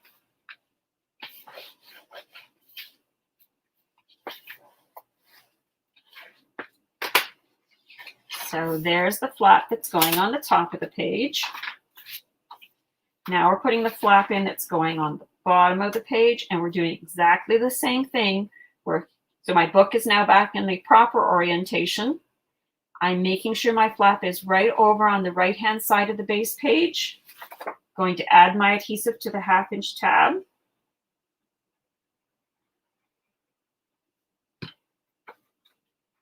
And I'm adding it to the book, making sure I'm not over the edge of my base page. Open up my tab.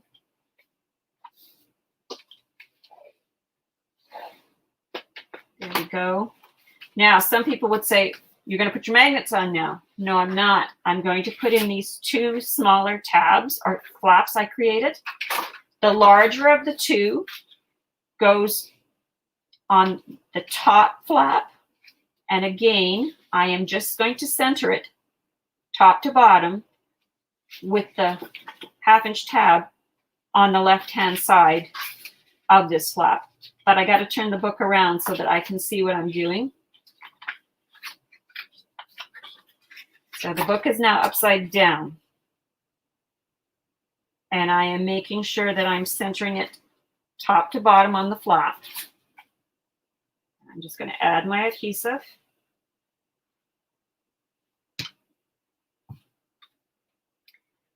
centering it top to bottom. I want to make sure that I'm not going to be over the edge. And again, this is your choice. If you want to make your flap the full width of the bottom flap, you could do that. You can center this flap basically any place you want to, but you don't want it hanging over the edge of your page, like I was doing there. And that's the nice thing about using art glitter glue. You get that second to fix those kind of things. All right, so there's one flap in the book. Now I've changed my orientation. My book is now laying the way it should when you look at it as you're flipping through it. The smaller flap we created, it is on the right-hand side of the bottom flap. So these are both going on the inside of your top and bottom flap. So again, adhesive on the 1/2" tab. Bring down. And I am lining it up. I'm centering it top to bottom on that flap.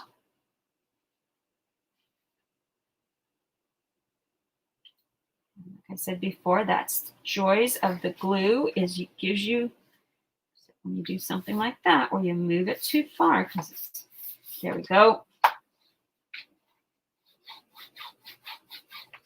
All right. Next thing on our list is the magnets. So we're getting out 2 more sets of magnets.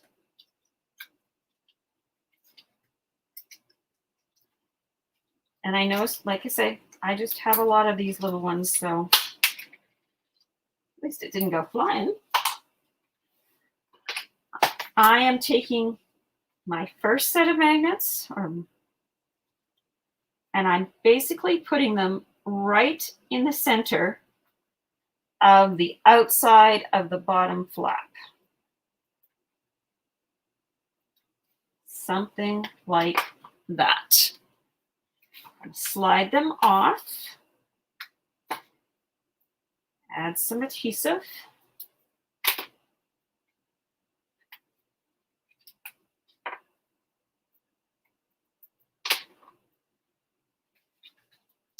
Like so. Now, we are adhering the other half of these magnets, or the other side of these magnets, or the other set. I'm not really sure what word I want to use there. I want it to attach to the front of this flap and the inside of the big flap. So I'm going to hold this down lightly, and I'm just going to let them adhere. So it's on the flap and it's on this page. That's where I want my magnet to be, because I want everything to be held down, like so. This will, by the time you get paper on it, it will lay flat. It just hasn't figured out yet that's what we want to do with it. If you really, if this is going to bug you, you can always put your magnet here too.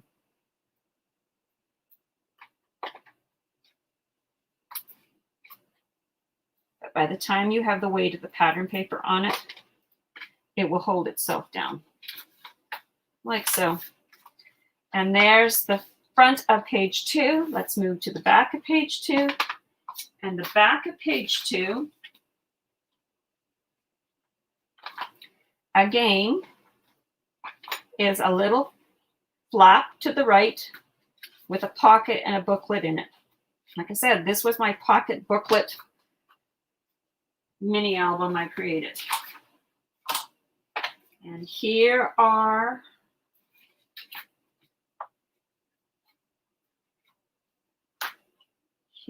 the pages.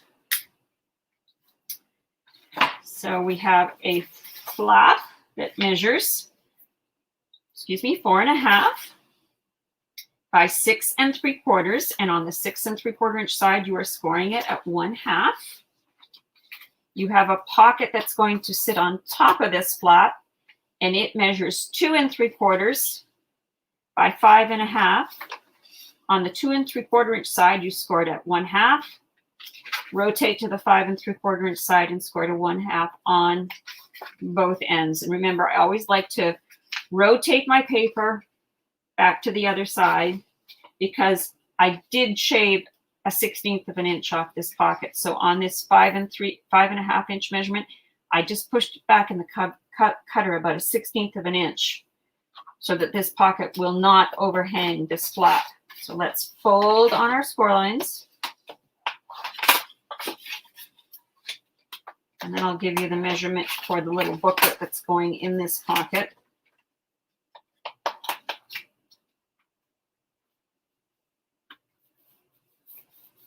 Now, I did not put a magnet on this page because I thought the weight of the pocket would be enough to keep everything down.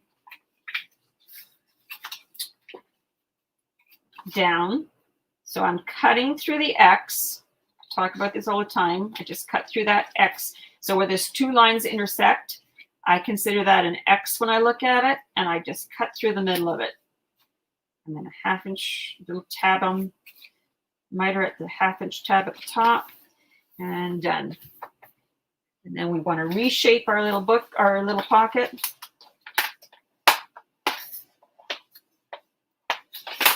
We won't be too far over our 2 hours.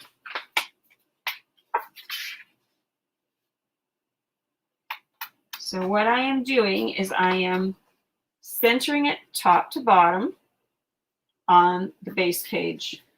Need my white piece of paper. Add my adhesive to the 1/2 inch tab. And then centering top to bottom, making sure I'm not going over the edge of the base page.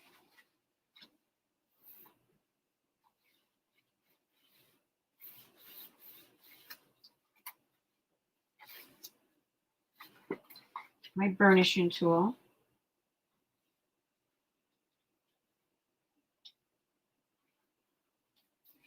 There we are. And then the pocket is going to sit on the right-hand side of this flap. So I will need my paper so we can see. Give it a little dry fit. Now remember, we made it that 1/16 of an inch smaller than the actual page. If you're good at cutting and you can cut it so that it doesn't go over the edges with the width, then you don't have to back it up that 1/16 of an inch. But I have issues with that. So I'd rather take care of my little problem now. But like I say, that's a personal choice when you make your album. That's just what I do. And again,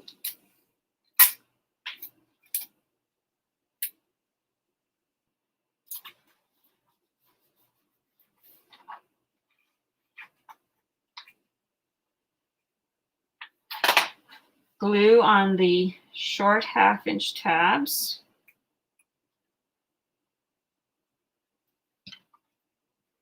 And if you want to put a magnet here, you certainly can. I am choosing not to.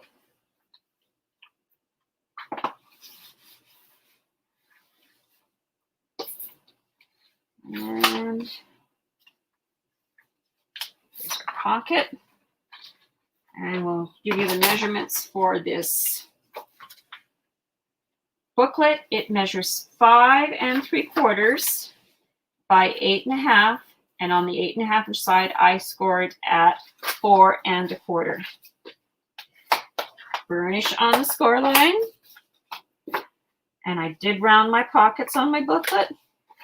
When I round the corners on the booklets, they don't get bent and ratted up when you pull them in and out of a pocket.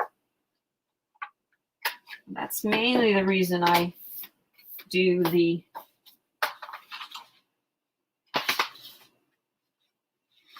and there's your booklet. And like I say, the weight of this booklet will hold down this flap. So there is the 2 pages, and now all we have left to do is our waterfall that we're going to put in the back of the book. And because I construct my waterfall before I put it in the booklet, because I cannot for the life of me put a waterfall in a booklet, in a book that stays straight without a base, that's what how we're going to do this today. And you want to remember that before you put your waterfall into your booklet, you should decide on whatever piece of paper you're going to use to mat the inside of your booklet with. And this is what I've chosen to mat mine with. Whether we actually put this waterfall in the booklet or not, I'm just going to see how our time is because I want to show you my surprise. So it's 5.5 by 7 3/4. That is the base for our waterfall. I have tried making waterfall different ways. This is the way that works for me. I'm actually going to rotate my scoreboard so I have it. Oh, let's do these measurements first for the rest of this stuff, and then we'll rotate the scoreboard. Then you need the waterfall pages. You need 8 of them, and they measure 4 1/4 by 5.5. On the 4 1/4 inch side, you are going to score every one of them at 1/2 inch, and you need 8 of them. Then the little belly band that's actually going to keep your waterfall closed, it measures 1 1/4 by 7, and on the 7 inch side, I'm scoring this at 1 1/2. And the reason I'm scoring it at 1 1/2 is because I like to have enough tab on my waterfall belly bands that I can wrap it around the backside of my base of my waterfall. Hope that makes sense. And then there's that little piece that's actually on the top of the waterfall, or the little belly band. So it's this piece here. It measures 3 by 4 3/4. All right, so we're going to set the belly band and that little mat aside. I'm turning my scoreboard upside down, making sure I'm still in the picture with it. And I have the 5.5 inch side along the top, or the ruler side of your scoreboard. Let's fold and burnish all of our pages of the, just to leave my scoreboard upside down, even though it's a little awkward for me, but it'll be fine. We're almost done, people.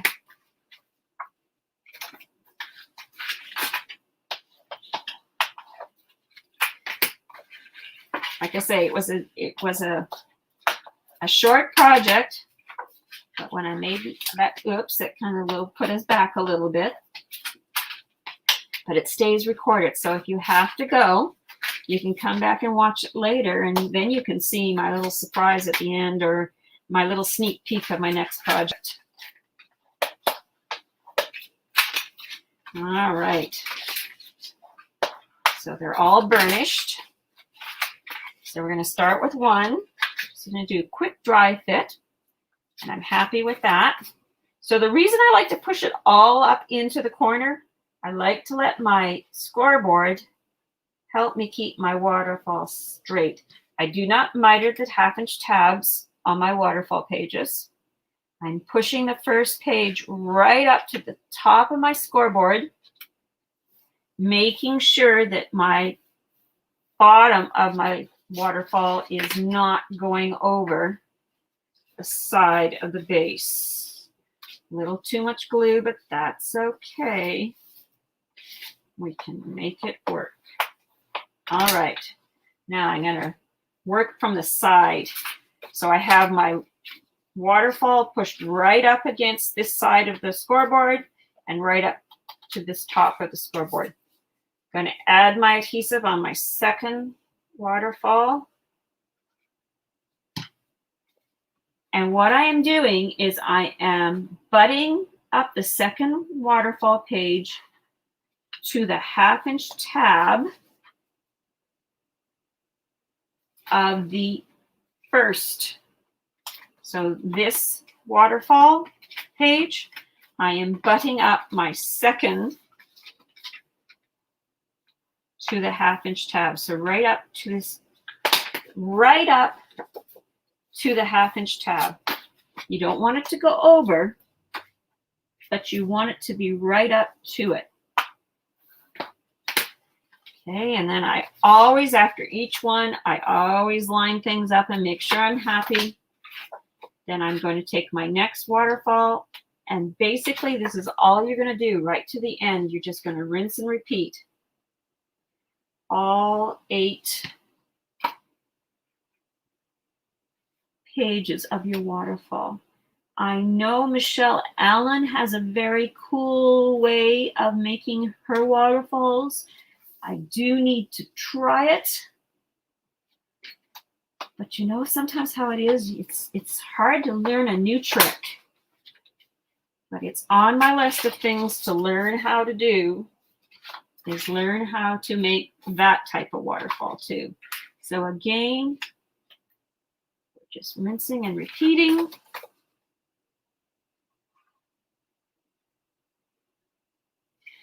And the more you make waterfalls, I believe the better you get at them, because they're not so intimidating.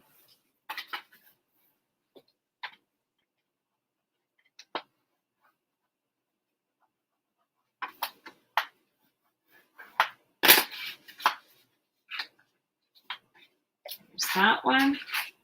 Keep going. We're almost done.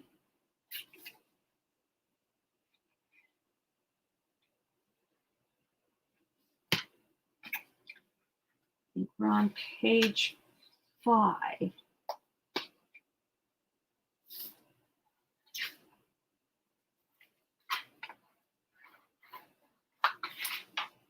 Happy? Yeah, we're happy. And 6.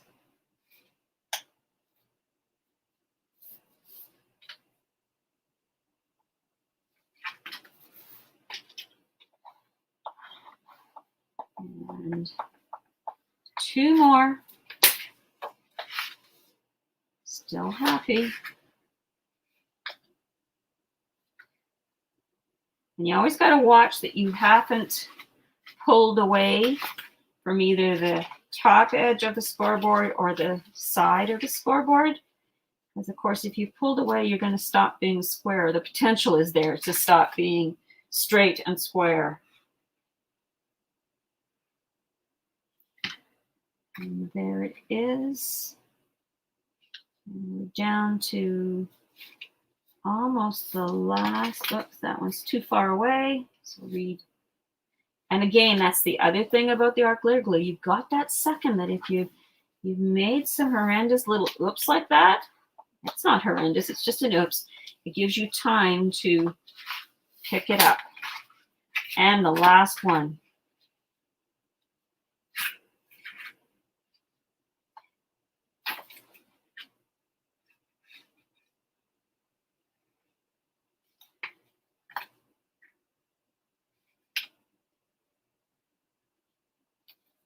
Like so.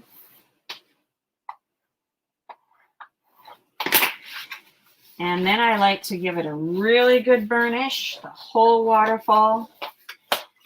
There's your waterfall, relatively straight. You can round the corners on each of these pages if you want to. I wouldn't round them ahead of time because then that makes it more difficult to see if you are nice and straight. So now we're going to take that little belly band we created. We're going to fold it and burnish it. And you can either do this very scientifically where you're going to measure and make sure that from the, this side of the water belly band to this side of the page to this side of the page, you're nice and even. Or you can do like what I'm about to do, which is I'm just going to bring it down here so I have it closer to me. I'm just kind of going to center it where I think center is. Kind of looks good to me. Probably pretty happy. I could do this, and then I know if I was really happy. In that case, I want it just to go up a little bit. And if you're happy, you can either lift, which is what I'm going to do here.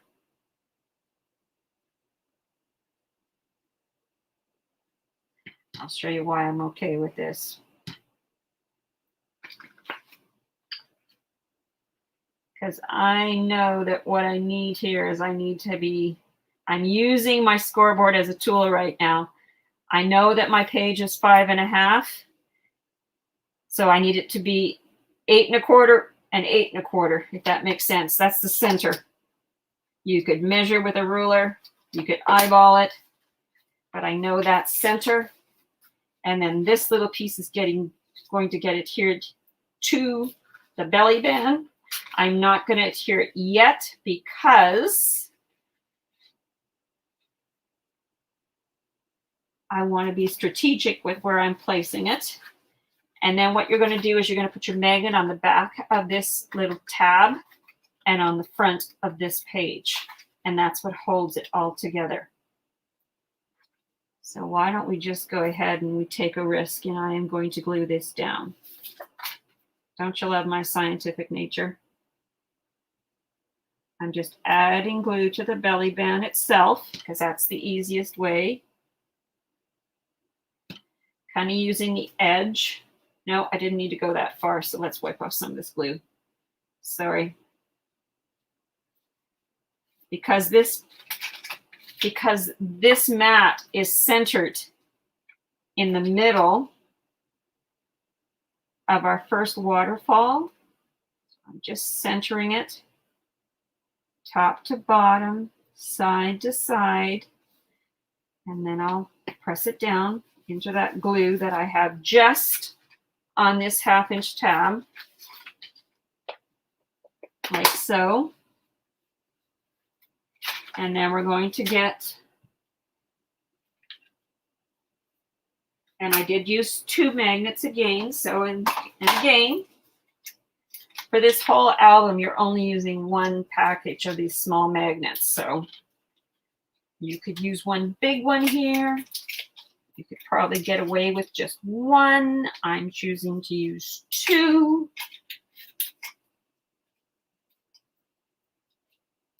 And then we're just going to adhere these as we did before.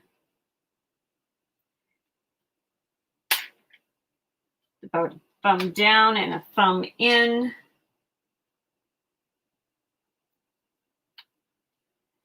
Same for this one.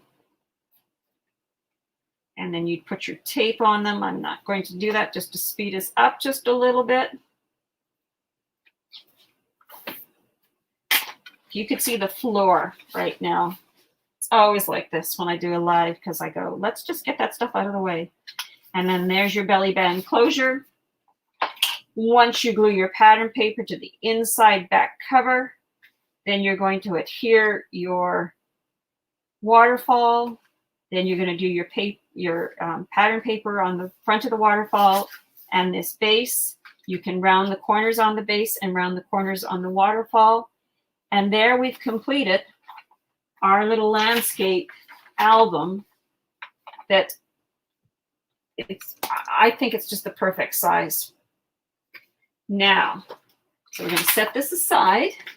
I'm just going to clean my desk up a little bit. And then I'm going to bring in my next project. So I used the Gentleman Fleur paper to create this. So we are going to attempt to make a mixed media canvas. So this is just canvas board. It's not an actual canvas that's been wrapped around a frame. It's just a canvas. I'm going to tell you to gesso your canvas before you we start the class. You can use any white gesso you have. I believe I'm not sure if Tammy has it in the store. I know she did. White gesso, any brand. I think they're all equally as good. I happen to have this one. So we're going to be using the white gesso. We are going to be using texture paste. And I think Tammy has that in the store. I'm going to hold it up a little bit so you can see. I have a stencil that does the gears, that I could make the gears. So that's what I use, the texture paste, to make my gears. Then I used what I call Crackle Paste, and I didn't want it to be huge, big crackles. So it's, I don't know if you can even see them. They're very subtle little crackles. Maybe down here you can see it better. They're very subtle little crackles. And I actually put it on by taking my spatula and just tapping it up and down. That's how I did that. So I'm thinking this is going to take us a couple of times. I haven't talked to Tammy about a time frame for this. I happen to have this wooden piece in my stash that had gears on it. I don't know what I'm going, and it has a clock on it. I don't know what I'm using for my second one. I know Tammy is sending me in my design team package a metal little pocket watch that she's got selling in the store right now. So I know that's going to be on it. I'm getting some gears from her. I know we're going to grunge up those gears. So these particular gears, when I started with them, they were silver and gold. And I'm talking the yellow, like that yellow looking gold, not even a nice gold color. And this key was in my stash. This is some of the Gentleman Fleur paper. That Bristol paper is amazing when you use it for this project. I ripped it. I attached it with some medium matte. There's a piece of that paper here and over here. I inked all my edges.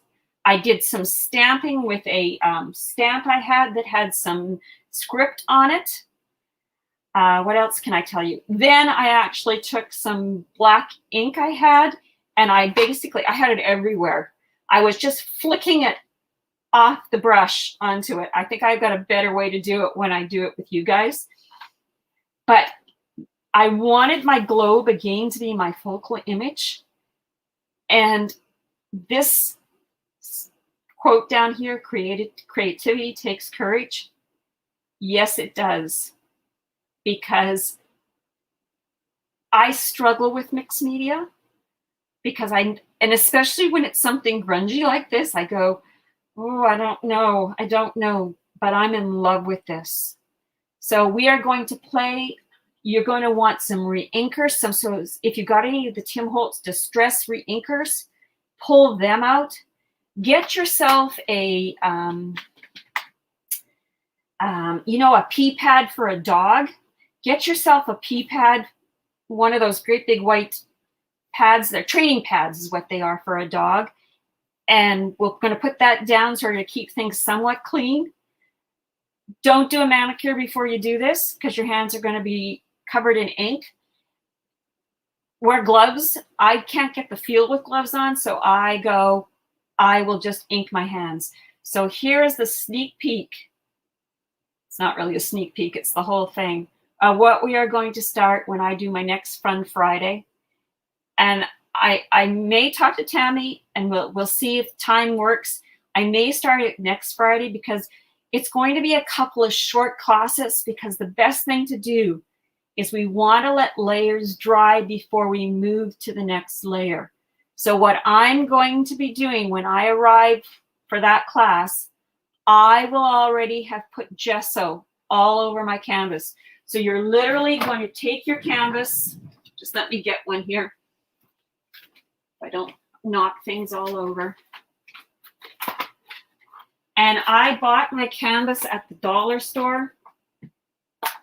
Here in Canada, the one I go to is called a Dollarama. Oops, I probably shouldn't have said that. Excuse the glare from the plastic. I literally just take a paintbrush and I take out all my frustrations painting it. have it painted with gesso, and we'll start from there. I will make a list of a few supplies that you gotta have to do this project. I'll just talk with Tammy and see what she needs time-wise to get them into the store. But any gesso will do as long as it's white. Some texture paste, some Crackle Paste, re-inkers. The distressed ones are the best. And a stencil. And if you don't have a stencil, maybe I'll do two at the same time. I'll do one with my gear stencil, and then I'll just show you how to just slap the texture paste on and walk away and let it dry. So that's going to be my next project. Let me pull it in here. Like I said to you at the beginning of this, I am definitely not a gears person or this grungy kind of stuff going on, but this paper has grown on me, big time grown on me. So until we meet up again, have a great weekend. Hope you enjoyed making the album. Make sure to post pictures. Remember about the blog hop that's coming up at the end of August. I hope I've given enough plugs while I've been doing this today. And we will see you on our next live. Oh, RJ, yes, it would. Yes, it was shells. You certainly could. Okay. And yes, Christy, thank you so much. Anyway, everybody have a great weekend, and we will see you on my next live. Take care, everybody. Bye.